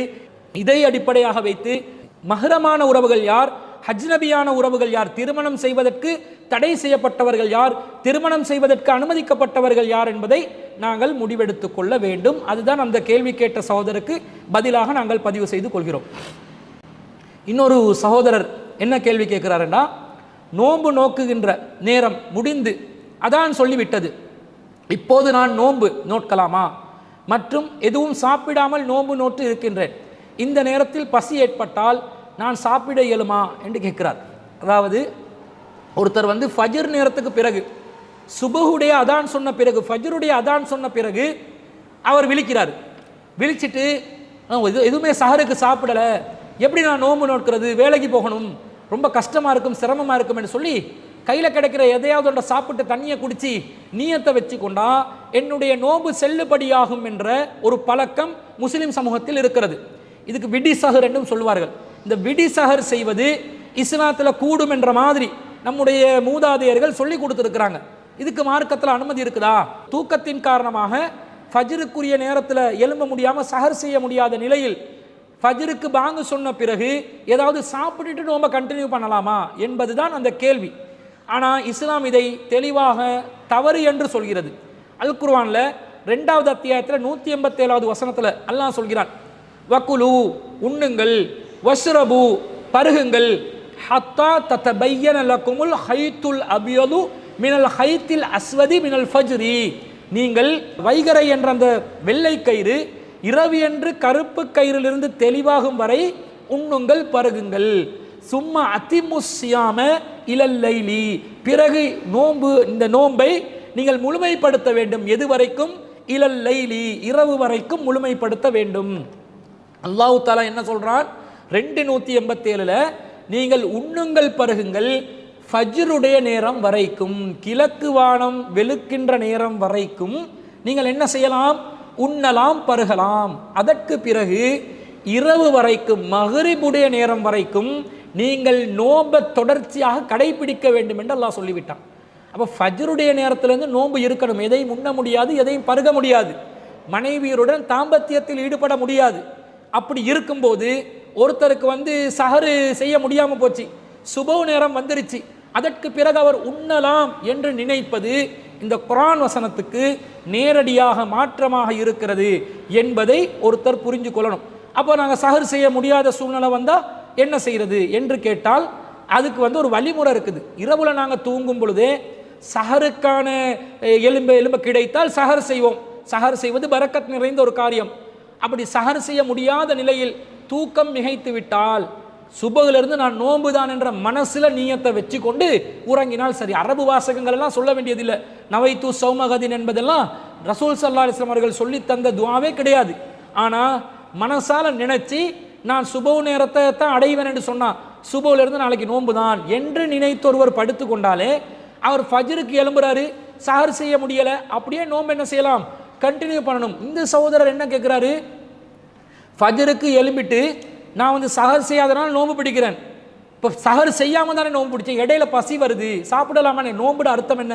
பசித்து இருப்பது தானே. உண்ணாமல் இருப்பது, பருகாமல் இருப்பது, மனைவியுடன் தாம்பத்தியத்தில் ஈடுபடாமல் இருக்கிறது. அதை அவர் மீறுவார் என்று சொன்னால் அவர் நோன்பை பாத்திலாக்குறார் என்று அர்த்தம். இப்படி ஒருவர் வேண்டுமென்றே நோன்பை பாத்தில் செய்தால் அவர் ஒரு நோன்புக்கு பதிலாக 60 நோன்பு கடைபிடிக்க வேண்டிய ஒரு தண்டனைக்குரியவராக அவர் மாறிவிடுவார். அது ஒரு பிரத்யேகமான ஒரு செய்தியில் வருகிறது. அப்போ திரும்ப வந்து சாப்பிடல, சஹருக்கு எதுவும் சாப்பிடவில்லை என்று சொல்லி ஏதாவது பசி வந்தோடனே சாப்பிட்றதா இருந்தால் அது பட்டவர்த்தனமாக தெல்ல தெளிவாக பகிரங்கமாக ஒரு நோன்பை முறிப்பதாக அமைந்துவிடும். எனவே நோன்பு முறிக்கும் காரியத்தில் ஈடுபட்டவர் செய்ய வேண்டிய பரிகாரங்கள் செய்ய வேண்டிய நிலைக்கு தள்ளப்படுவார். அப்படி நோன்பை முறிக்க முடியாது. இன்னும் சொல்ல போனால் இந்த நோன்பு என்பதை நாங்கள் ஃபஜ்ருக்கு முன்னாடியே நியத்தை வச்சுக்கொள்ளணும் என்று நபிகள் நாயகம் ஸல்லல்லாஹு அலைஹி வஸல்லம் நமக்கு வழிகாட்டுறாங்க. நசாயில வரக்கூடிய 2291வது செய்தியில் அப்சார் ரலியல்லாஹு அன்ஹு அவர்களூடாக அறிவிக்கப்படுகின்ற செய்தி, அனில் நபி ஸல்லல்லாஹு அலைஹி வஸல்லம் என்ன சொல்றாங்க, மல்லம் யுபையித்தி சியாம கபிலல் ஃபஜ்ரி ஃபலா சியாம லஹு, யார் ஒருவர் நோன்பு பிடிக்கும் முடிவை இரவிலேயே எடுக்கவில்லையோ, ஃபஜ்ருக்கு முன்பதாக எடுக்கவில்லையோ அவருக்கு நோன்பே கிடையாதுன்றாங்க. அந்த அடிப்படையில் நீயத்தை இரவுலே வச்சு கொண்டா ஃபஜ்ரில் தான் விழிப்போம் என்று சொன்னால் ஃபஜ்ரில் இருந்தே நோன்பை கண்டினியூ பண்ணலாம். சஹருக்கு விழிக்க கிடைச்சா சஹரையும் செய்துவிட்டு அந்த பரக்கத்தையும் அடைந்து கொண்டு நோன்புக்கு செல்லலாம் என்பதுதான் இஸ்லாம் நமக்கு வழிகாட்டக்கூடியதாக இருக்கிறது. எனவே அந்த அடிப்படையில் குறித்த சகோதரர் தன்னுடைய நோன்பை பிடிப்பதற்கு கடமைப்பட்டிருக்கிறார். அவர் பசி வந்ததுனால இடையில நோன்பெல்லாம் விட்டுவிட முடியாது என்பதை புரிந்து கொள்ள வேண்டும். இறுதியாக ஒரு சகோதரர் கேள்வியை கேட்கிறார். என்ன சொல்கிறார், காதல் பற்றி இஸ்லாத்தின் நிலை என்ன என்று கேட்கிறார். அதாவது இந்த எதிர்வரக்கூடிய நாட்களில் இந்த பிப்ரவரி 14ஆம் தேதி என்று சொல்லி காதலர் தினம் என்று ஒரு தினத்தை பெரும்பாலான இளைஞர்களும் யுவதிகளும் அது முஸ்லிம்களையும் முஸ்லிம் அல்லாதவர்களையும் ஒரு குதூகலமாக கொண்டாடக்கூடிய ஒரு நாளாக வைத்திருக்கிறார்கள். இதனை அடிப்படையாக வைத்து கூட இந்த கேள்வியை கேட்டிருக்கலாம். அவர் என்ன கேட்கிறாரு, காதல் செய்வதை பற்றி இஸ்லாத்தின் நிலைப்பாடு என்ன, காதலிக்கலாமா என்று கேட்கிறார். ஒரு அடிப்படையை நாம் புரிந்து கொள்ள வேண்டும். இந்த காதல் என்பது என்ன, இஸ்லாத்தின் அடிப்படையிலே ஒரு காதல் என்பதற்கு ஒரு வரைவிலக்கணம் இருக்கிறது. காதல் என்று சொல்வது திருமணத்திற்கு முன்பதாக ஒரு ஆண் ஒரு பெண்ணை விரும்புவது, ஒரு பெண் ஒரு ஆணை விரும்புவது, இப்படி விரும்புவது மாத்திரம் காதல் என்று இஸ்லாத்தின் பார்வையில் சொல்வதாக இருந்தால் அந்த காதலை இஸ்லாம் தாராளமாக அங்கீகரிக்கிறது. திருமணத்திற்கு முன்பதாக யாரையுமே விரும்பாமல் திருமணத்தில் மட்டும்தான் ஒருத்தரை விரும்பி அப்போதான் ஒருத்தரை ஒருத்தரோட வாழ்க்கை நடத்தணும் என்ற மாதிரி ஒரு நிலையை இஸ்லாம் சொல்லவில்லை. திருமணத்துக்கு முன்பதாகவே இன்னாரை நான் திருமணம் செய்து கொள்ளலாம் என்று விரும்பலாம். ஒரு ஆணும் விரும்பலாம் ஒரு பெண்ணை, ஒரு பெண்ணும் விரும்பலாம் ஒரு ஆணை. இஸ்லாம் இதை எப்படி சொல்லுது, அல்லாஹ் தஆலா திருக்குர்ஆனில் 2வது அத்தியாயத்தில் 235வது வசனத்தில் இத்தா சம்பந்தமாக பேசுகிறான். அப்படி பேசும்போது வலா ஜுனாஹ அலைக்கும் ஃபீமா ஹர்ரல்தும் பிஹி மின் ஹித்பத்தின் நிசாஇ, இத்தா காலகட்டத்தில் அவர்களை மனம் பேசுவதற்கு எண்ணுவதோ அவ் அக்னன்தும் ஃபி அம்புசிக்கும், அல்லது நீங்கள் உங்களுடைய மனதால் சாடமாடையாக மனம் பேசுவதோ குற்றமில்லை. அலிமல்லாஹு அன்னக்கும் ததுகுருனஹுன்ன, நீங்கள் அவர்களை விரும்புவதை அல்லாஹ்வுக்கு தெரியும். வலாக்கில்லா துஆஇதுஹுன்ன சிர்ரன், மாறாக அவர்களுக்கு மறைமுகமாக எந்த வாக்குறுதியையும் அளித்து விடாதீர்கள். இல்லா அன் தகூலு கௌலன் மஅரூஃபா, தெல்ல தெளிவான நீதியான சொற்களை பேசுவதே தவிர நீங்கள் அவர்களுடைய அந்த இத்தா காலக்கெடுவை அடையும் வரைக்கும் அந்த திருமணத்திற்கான அந்த உறுதிமொழியை ஒப்பந்தத்தை நீங்கள் செய்து விடாதீர்கள் என்று அல்லாஹ் சொல்கிறான். இந்த வசனத்தில் அல்லாஹ் என்ன சொல்றான், இத்தாவில் இருக்கும் பெண்களை நீங்கள் மனதால் விரும்புவதோ மனம் பேச திருமணம் முடிப்பதற்கு எண்ணுவதோ சாடை மாடையாக நேரடி வார்த்தைகள் இல்லாமல் சாடை மாடையாக அவர்களுடைய அந்த திருமண பேச்சுவார்த்தையை நடத்தி கொள்வதோ தவறு கிடையாது என்று அல்லாஹ் சொல்கிறான். இப்போ இத்தா நேரத்தில் சில ஒழுங்குமுறைகளை கடைபிடிக்கணும். அப்படி ஒழுங்குமுறைகளை கடைபிடிப்பவர்களோடு கூட நீங்கள் என்ன செய்யலாம், அவங்கள விரும்பலாம். விரும்புறது மட்டுமல்லாமல் நேரடி திருமண பேச்சுவார்த்தை நடத்தாமல் மறைமுகமான முறையில் திருமண பேச்சுவார்த்தை நடத்தலாம் என்று அல்லாஹ் சொல்வதிலிருந்து இந்த இத்தா அல்லாத நிலையில் இருக்கக்கூடிய பெண்களுக்கு திருமணம் முடிப்பதற்கான பேச்சுவார்த்தையை, உங்களை நான் விரும்புகிறேன், உங்களை திருமணம் முடிப்பதற்கு நான் ஆசைப்படுகிறேன் என்று சொல்லலாமா இல்லையா? சொல்லலாம். அப்படி விரும்பினால் என்ன செய்யணும்? அதை உரிய முறையில் பொறுப்பாளர்களை அணுகி, ஒரு பெண்ணாக இருந்தால் ஒரு ஆண் வந்து சொல்கிறான், உங்களை திருமணம் முடிக்க விரும்புகிறேன், நாங்கள் 2 பேரும் திருமணம் முடிச்சு கொள்வோமா என்று திருமணத்திற்கு முன்பதாகவே அந்த பெண்ணை விரும்பி வந்து அந்த பெண்ணிடமே நேரடியாக கேட்கிறான் என்று வைத்துக்கொள்வோம். அப்போ அந்த பெண் என்ன செய்ய வேண்டும்? அது கன்னி பெண்ணாக இருந்தால் பொறுப்பாளர்கள் இல்லாமல் திருமணம் செய்ய முடியாது. லா நிக்காஹ இல்லா பி வலியின், ஒரு வலி இல்லாமல் திருமணம் என்பது கிடையாது என்று அல்லாஹ் சொல்லிவிட்டான். அதே நேரத்தில் ஒரு விதவையாகவோ விவாகரத்து செய்யப்பட்ட பெண்ணாக இருந்தால் அவர்களுக்கு வலி என்றது அவசியம் கிடையாது. ஆனால் குடும்பத்தாருக்கு அந்த பெண்ணுடைய பாதுகாப்பை அடிப்படையாக வைத்து குடும்பத்தாருக்கு எத்தி வைத்து விட்டு, அனுமதி அவசியம் இல்லை விவாகரத்தானவர்களுக்கும் விதவைகளுக்கும், குடும்பத்தாருக்கு எத்தி வைத்து விட்டு அவர்கள் திருமணம் முடித்து கொள்ளலாமா இல்லையா? முடித்து கொள்ளலாம். அப்படி இல்லாமல் அந்த கன்னி பெண்கள் தானாக திருமணத்திற்கு செல்லும் போது விபரீதமான நிலைகள் ஏற்படலாம். இதையும் கவனத்தில் கொண்டு ஒருவர் வந்து விருப்பத்தை சொன்னால் குடும்பத்தில் உள்ளவங்களுக்கு அந்த கன்னி பெண் எத்தி வச்சு இந்நேரம் நான் திருமணம் முடிக்க விரும்புகிறேன் என்று சொல்லி அந்த திருமணத்துக்குள்ளே நுழையலாமா இல்லையா? அப்போ திருமணத்துக்கு முன்னாடி விரும்பிட்டாங்க, விரும்பினா அது குத்தமா என்று கேட்டால் குற்றம் இல்லை என்று இந்த குர்ஆன் வசனத்திலிருந்து நாங்கள் விளங்கிக் கொள்கிறோம். இதே நிலை நடைமுறையில் ஏற்படுது. எப்படி ஏற்படுதுன்னா, உம்மு சுலைம் ரலியல்லாஹு அன்ஹா அவர்களை அபூ தல்ஹா அவர்கள் திருமணம் பேசுகிறாங்க. ஹதப அபூ தல்ஹத, அபூ தல்ஹா அவர்கள் உம்மு சுலைமை திருமணம் பேசினார்கள். உம்மு சுலைமை திருமணம் பேசுகிறாங்க. வல்லாஹி, அப்போ உம்மு சுலைம் சொல்கிறாங்க, அல்லாஹ் மீது ஆணையாக, மா மிஸ்லுக யா அபா தல்ஹா, அபூ தல்ஹாவே உங்களை மாதிரி ஒருவர் யுரத்து மறுக்கப்படுவாரா? மறுக்கப்பட மாட்டார். ஏனென்றால் தோற்றத்திலும் செல்வத்திலும் அந்த உயர்ந்த நிலையில் ஒரு செழிப்பான நிலையில் இருந்தவர் அபூ தல்ஹா அவர்கள். அவர் மாதிரி ஒருத்தரை வந்து யாராவது மறுப்பாங்களான்னு கேட்டு உம்மு சுலைம் அவர்கள் என்ன சொல்கிறாங்க? வலாகின்னக ரஜுலுன் காஃபிருன், மாறாக நீங்கள் ஒரு காஃபிர் மனிதராக இருக்கிறீர்கள். வான இம்ராத்துன் முஸ்லிமத்துன், நான் ஒரு முஸ்லிம் பெண்ணாக இருக்கிறேன். வலா யஹில்லுலி அன் அத்தஸவ்வஜுக, உங்களை திருமணம் முடிப்பதற்கு எனக்கு எந்த ஒரு ஹலாலும் இல்லை, அனுமதியும் இல்லை. நீ ஃபைன் துஸ்லிம், நீங்கள் இஸ்லாத்தை ஏற்றுக்கொண்டால் ஃபதாலிக மஹ்ரி, அதுவே எனது மஹராக மனக்கொடையாக நான் அறிவித்து விடுகிறேன். வமா அஸ்அலுக கைரு, இதை தாண்டி நான் எதையுமே உங்களிடம் கேட்க மாட்டேன் என்று சொல்லி அவர் சொல்றாங்க. ஃபஅஸ்லம, அபூ தல்ஹாவும் இஸ்லாத்துக்கு வருகிறார். ஃபகான தாலிக மஹ்ரஹா, அதுவே அவருடைய மஹராக மாறிவிட்டது என்று சொல்லி ஒரு செய்தியை நாங்கள் பார்க்குறோம். நசாயில பதிவு செய்யப்பட்ட ஒரு செய்தி. அப்ப அபூ தல்ஹா அவர்கள் உம்மு சுலைம் அவர்களை திருமணம் முடிப்பதற்கு விரும்புகிறார்கள். அப்படி விரும்பும்போது உம்மு சுலைம் அவர்கள் ஏற்கனவே திருமணமாகி விதவையானவர். அப்ப உம்மு சுலைம் அவர்கள் அபூ தல்ஹாவை விரும்பினாங்களா இல்லையா? அவங்களோட வார்த்தையில் என்ன சொல்றாங்க? வல்லாஹி மா மிஸ்லுக யா அபா தல்ஹத்து யுரத்து, உங்களை மாதிரி ஒருவர் மறுக்கப்பட மாட்டார் என்றா விரும்புகிறாங்கன்னு அர்த்தம். ஆனால் நீங்கள் காஃபிரா இருக்கிறீங்க, இஸ்லாத்துக்கு வாங்கன்னு பேச்சுவார்த்தை நடத்துகிறாங்க. அபூ தல்ஹா இஸ்லாத்தை தழுவுகிறார் ரலியல்லாஹு அன்ஹு.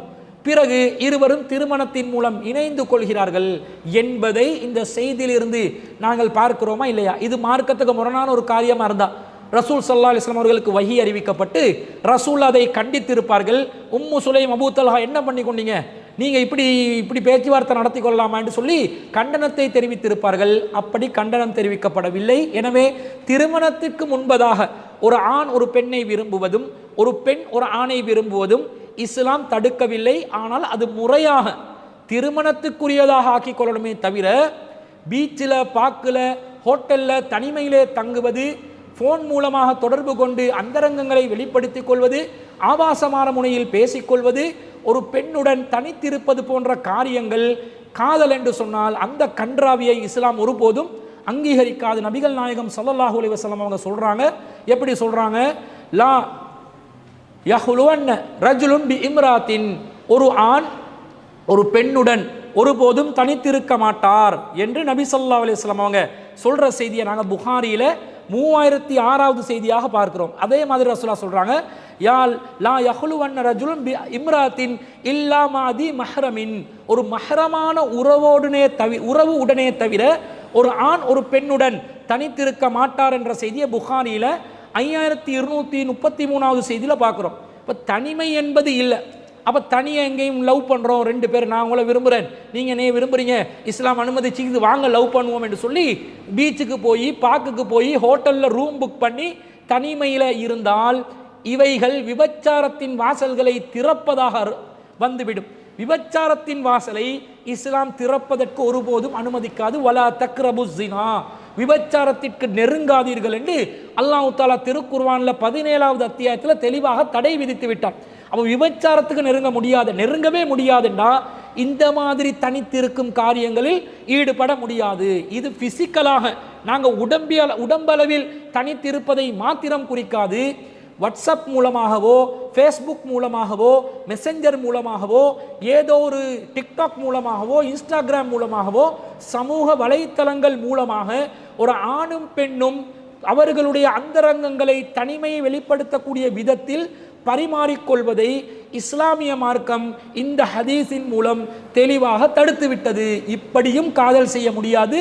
ஒருத்தர் ஆபாசமாக பேசி இப்படி அவங்களோட முழுமையான பிரைவசியை வெளிப்படுத்தும் பொழுது, அந்தரங்கத்தை வெளிப்படுத்தும் பொழுது அது பெரும்பாலும் ஒரு பெண்ணுடைய வாழ்க்கைக்கு மிகப்பெரிய ஒரு பாதிப்பாக அமைந்துவிடும். அதை வச்சே நாளைக்கு என்ன செய்வான், பிளாக்மெயில் செய்து கொள்ளலாம். ஒரு பெண்ணுடைய முழு விஷயங்களை ஒரு ஆண் தெரிந்து கொள்ளுகின்ற நேரத்தில் அவனுடைய பலவீனங்கள் எல்லாம் அறிந்து கொள்கின்ற நேரத்தில் அந்த பெண்ணை தவறான முறையில் அடைவதற்கு, தவறான முறையில் பயன்படுத்துவதற்கு, மிரட்டுவதற்கு, பிளாக்மெயில் செய்வதற்கு முழுமையான வாய்ப்பு ஒரு ஆணுக்கு கிடைத்துவிடும். அதே நேரத்தில் இந்த காதலர் தினம் போன்ற இந்த மாதிரி கொண்டாட்டங்களில் ஈடுபடக்கூடிய யுவதிகளும் இளைஞர்களும் பெரும்பாலும் அந்த தினத்தில் அவர்களுடைய கற்புகளை இழந்து விடுவார்கள். இந்த சூழ்நிலையில் அந்த கற்பை இழந்த பெண் நாளைக்கு ஒரு காதலன் மூலமாக உன்னை நான் அனுபவித்து விட்டேன், இனிமேல் உன்னிடம் எனக்கு எந்த நாட்டமும் இல்லை என்று கைவிட்டு சென்றால் அந்த பெண்மணி அந்த நேரத்திலிருந்து முற்றிலும் முழுதாக வாழ்க்கையிலே தனிமைப்படுத்தப்பட்டு விடுவாள், பாதிக்கப்பட்டு விடுவாள். அவள் வேறொருவரை திருமணம் செய்வதற்கு கூட அந்த கற்பு இழந்த சம்பவம் ஒரு மிகப்பெரிய தடையாக நிற்கும் என்பதையும் விளங்கிக் கொள்ள வேண்டும். இது போன்று மார்க்கத்துக்கு முரணான காதல்களை இஸ்லாம் ஒருபோதும் அங்கீகரிக்காது. அதை கொண்டாடுவதையும் இஸ்லாமிய மார்க்கம் ஒருபோதும் அங்கீகரிக்காது. இன்னும் சொல்ல போனால் காதலர் தினம் என்ற பேரில் சென்ட் வேலண்டைன் டே என்று சொல்லி காதலுக்காக வேண்டி ஒரு பாதிரியார் தன்னை அர்ப்பணித்த ஒரு செய்தி, ஒரு இராணுவ அதிகாரி, அந்த இராணுவத்தில் ஈடுபடுபவர்கள் எல்லாம் காதலில் ஈடுபடக்கூடாது, காதல் செய்யக்கூடாது, திருமணம் செய்யக்கூடாது என்று விதித்த தடையை சென்ட் வேலண்டைன் என்று சொல்லக்கூடிய ஒரு பாதிரியார் மூலம் தடுக்கப்பட்டு ரகசியமாக இராணுவத்தில் இருந்த இளைஞர்களையும் யுவதிகளையும் திருமணம் செய்து வைப்பதற்கான ஏற்பாடு செய்ததன் காரணமாக இராணுவ சட்டத்திட்ட கட்டுப்பாடுகளை மீறிய குற்றத்திற்காக அந்த வேலண்டைன் என்ற பாதிரியாருக்கு மரண தண்டனை விதித்திருக்கிறார்கள். அந்த மரண தண்டனையின் காரணமாக அவர் காதலுக்காக தியாகம் செய்தவர் என்ற பேரில் பிப்ரவரி 14ஆம் தேதியை காதலர் தினம் என்று கொண்டாடுறாங்க. யாரோ ஒருத்தன் யாரையோ கூட்டி கொடுக்குற வேலை பார்த்துருக்கிறான், அதுக்கு ஒரு கொண்டாட்ட நாளை வச்சிருக்கிறாங்க. அதை காதலுக்கு புனிதமான நாள் என்று சொல்லி நாமும் கொண்டாடுவோம் என்று சொன்னால் நாம் இந்த இஸ்லாமிய மார்க்கத்துக்கு எந்த அளவுக்கு தொடர்பில் இருக்கிறோம் என்றது இதிலிருந்தும் நம்ம விளங்கிக் கொள்ளலாம். இந்த மாதிரி உண்மையிலே இஸ்லாம் விரும்பக்கூடிய ஒரு ஆணும் ஒரு பெண்ணை திருமணத்துக்கு முன்பதாக விரும்பி முறைப்படி திருமணம் செய்வதற்கு நினைத்தால் அவர்கள் கடைபிடிக்க வேண்டிய வழிமுறை அந்த திருமணத்துக்குரிய வேலைகளை செய்யணுமே தவிர காதலுக்கு முன்பதாக கற்பை இழக்கக்கூடிய ஆணுக்கும் கற்புகள் இருக்கின்றன, பெண்களுக்கும் கற்புகள் இருக்கின்றன. அந்த கற்பை இழக்கக்கூடிய ஒரு பாவகரமான செயல்களில் ஈடுபடக்கூடாது என்பதை முஸ்லிம்கள் விளங்கிக் கொள்ள வேண்டும். அதே நேரத்தில் இஸ்லாமிய மார்க்கம் இன்னொரு செய்தியையும் சொல்லுது. ஒருத்தரை விரும்பினால் அந்த பெண் என்ன செய்யலாம் அல்லது ஆண் என்ன செய்யலாம், தன்னுடைய பெற்றோர்களுக்கு அந்த செய்தியை எத்தி வைக்கணும், மறைச்சிடாதீங்க. விரும்பினா உங்களை கஷ்டப்பட்டு வளர்த்து ஆளாக்கின பெற்றோர்கள், தாய் தந்தையர்கள் உங்களுடைய எதிர்காலத்தை நினச்சி தான் என்ன செய்வாங்க, அவங்க யோசித்து வாழுவாங்க ஒவ்வொரு கட்டத்திலும். அப்போது தன்னை முழுமையாக அர்ப்பணித்து தன்னுடைய வாழ்க்கையை தியாகம் செய்து உங்களை வளர்த்த பெற்றோர்களுக்கு நீங்கள் துரோகம் செய்வது மிகப்பெரிய ஒரு குற்றமாக இருக்கிறது. நீங்கள் யாரையாவது விரும்பினால் நீங்கள் விருப்பத்தை வெளிப்படுத்தாமல் மறைச்சி நீங்கள் போய் பாதுகாப்பற்ற ஒரு சூழலில் விழுந்துடாம உங்களுடைய பெற்றோர்களுக்கு அதை எத்தி வைத்து விடுங்கள். பெற்றோர்களுக்கு சொல்லுங்க, நான் தெரிவு செய்த இந்த நபர் இவர் நல்லவர், மார்க்கத்துக்கு உட்பட்டவர், சிறுக்கு பிதஅத் இல்லாதவர், நல்லபடியாக நல்ல குணம் உள்ளவர், கெட்ட பழக்க வழக்கம் இல்லை, அவரோடு வாழ்ந்தால் என்னுடைய வாழ்க்கை நல்லபடியாக அமையும் என்று முழுமையான நம்பிக்கை எனக்கு இருக்குது, நீங்களும் அதை தேடி பார்த்து எனக்கு அவரை திருமணம் செய்து வையுங்கள் என்று புரிய வைங்க. பெற்றோர்கள் உண்மையான முறையில் அந்த யாரையாவது விரும்பினாங்கண்டா, யாரை விரும்புகிறாங்களோ அந்த நபரை பார்த்து அவருடைய பேக்ரவுண்ட் என்னன்றதை பார்த்து அவருடைய பின்னணிகளை விசாரித்து உண்மையில் மார்க்க அடிப்படையில் ஒழுக்கமான ஒரு இளைஞனாக இருந்தால் அவர் திருமணம் முடிச்சு வைக்கிறதுக்கு பெற்றோர்களும் பின்வாங்கக்கூடாது. உண்மையிலே மார்க்க அடிப்படையில் ஒரு நல்ல இளைஞனாக இருந்து, ஒரு கண்ணியமான ஒழுக்கமான மார்க்கத்துக்காகவே தன்னை அர்ப்பணித்த ஒரு இளைஞராக இருந்து, அவருடைய அழகையோ வசதியோ உறைவு கண்டு பெற்றோர்கள் அந்த இளைஞனை திருமணம் முடித்து வைப்பதற்கு மறுப்பார்களே, ஆனால் அந்த மாதிரி சூழ்நிலையில் அந்த பெண் பிள்ளைகள் என்ன செய்யலாம்? மார்க்கத்துக்கு முக்கியத்துவத்தை கொடுத்து தன்னுடைய பெற்றோர்களுடைய அந்த வரம்புகளை மீறி கூட அந்த இளைஞனை திருமணம் செய்து கொள்வதற்கு இஸ்லாம் தடை விதிக்காது. ஏனென்று சொன்னால் புகாரில 7144வது செய்தியில அப்துல்லா இப்னு உமர் ரலியல்லாஹு அன்ஹு அவங்க அறிவிக்கிறாங்க, அஸ்ஸமு வத்தாஅது, செவித்தாழ்த்தலும் கட்டுப்படுதலும் அலல் மர்இல் முஸ்லிமி, ஒரு முஸ்லிம் மனிதருக்கு ஃபீமா ஹப்ப வ கரிஹ, அவர் விரும்பின விஷயத்திலோ வெறுத்த விஷயத்திலோ, மாலம் யுமர் பிமாசியத்திஹி, அல்லாஹ்வுக்கு மாறு செய்யுங்க என்று கட்டளை வரும் வரைக்கும் கட்டுப்படணும். அல்லாஹ்க்கே மாறு செய்யுங்க என்று கட்டளை வந்தா அதுக்கு கட்டுப்பட வேண்டிய அவசியம் இல்லை. ஃபைதா உமிர பிமாசியத்திஹி, அல்லாஹ்க்கு மாறு செய்ய வேண்டும் என்று கட்டளையிடப்பட்டால் ஃபலா சமஅ வலா தாஅத, எந்த செவிமடுத்தலும் கிடையாது, எந்த கட்டுப்படுதலும் கிடையாது என்று ரசூல் ஸல்லல்லாஹு அலைஹி வஸல்லம் அவங்க சொல்ற செய்தியை பார்க்கிறோம். அப்போ உண்மையிலே மார்க்கத்துக்கு உட்பட்ட ஒரு இளைஞர், மார்க்கப்படி வாழக்கூடிய ஒரு இளைஞர் அல்லது மார்க்கத்துக்கு உட்பட்ட ஒரு யுவதி, மார்க்கப்படியே வாழக்கூடிய தன்னை அர்ப்பணிக்கக்கூடிய ஒரு யுவதியாக இருந்தும் வசதியோ அழகோ குடும்பத்தையோ புற காரணங்களை சொல்லி பெற்றோர்கள் மறுப்பார்களேயானால் மார்க்கத்துக்கு முக்கியத்துவத்தை கொடுத்து ஒருத்தர் பெற்றோர்களுடைய அனுமதி அங்கீகாரம் இல்லாமல் கூட திருமணம் செய்து கொள்ளலாம். இதை இஸ்லாம் தடுக்கவில்லை என்பதை புரிந்து கொள்ள வேண்டும்.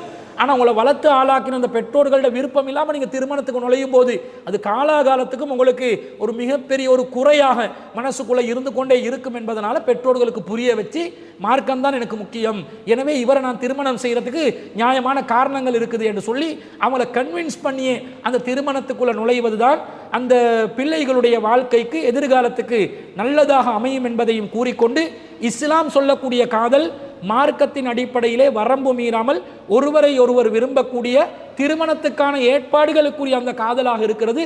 அதை இஸ்லாம் அங்கீகரிக்கிறது.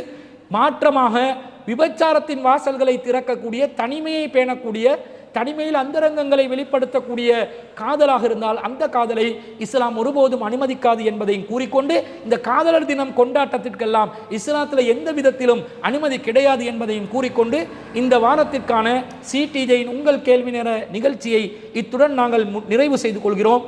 உங்களுடைய மார்க்க கேள்விகளை திரையில் தென்படக்கூடிய வாட்ஸ்அப் இலக்கத்திற்கு எழுத்து வடிவில் அனுப்பி வையுங்கள்.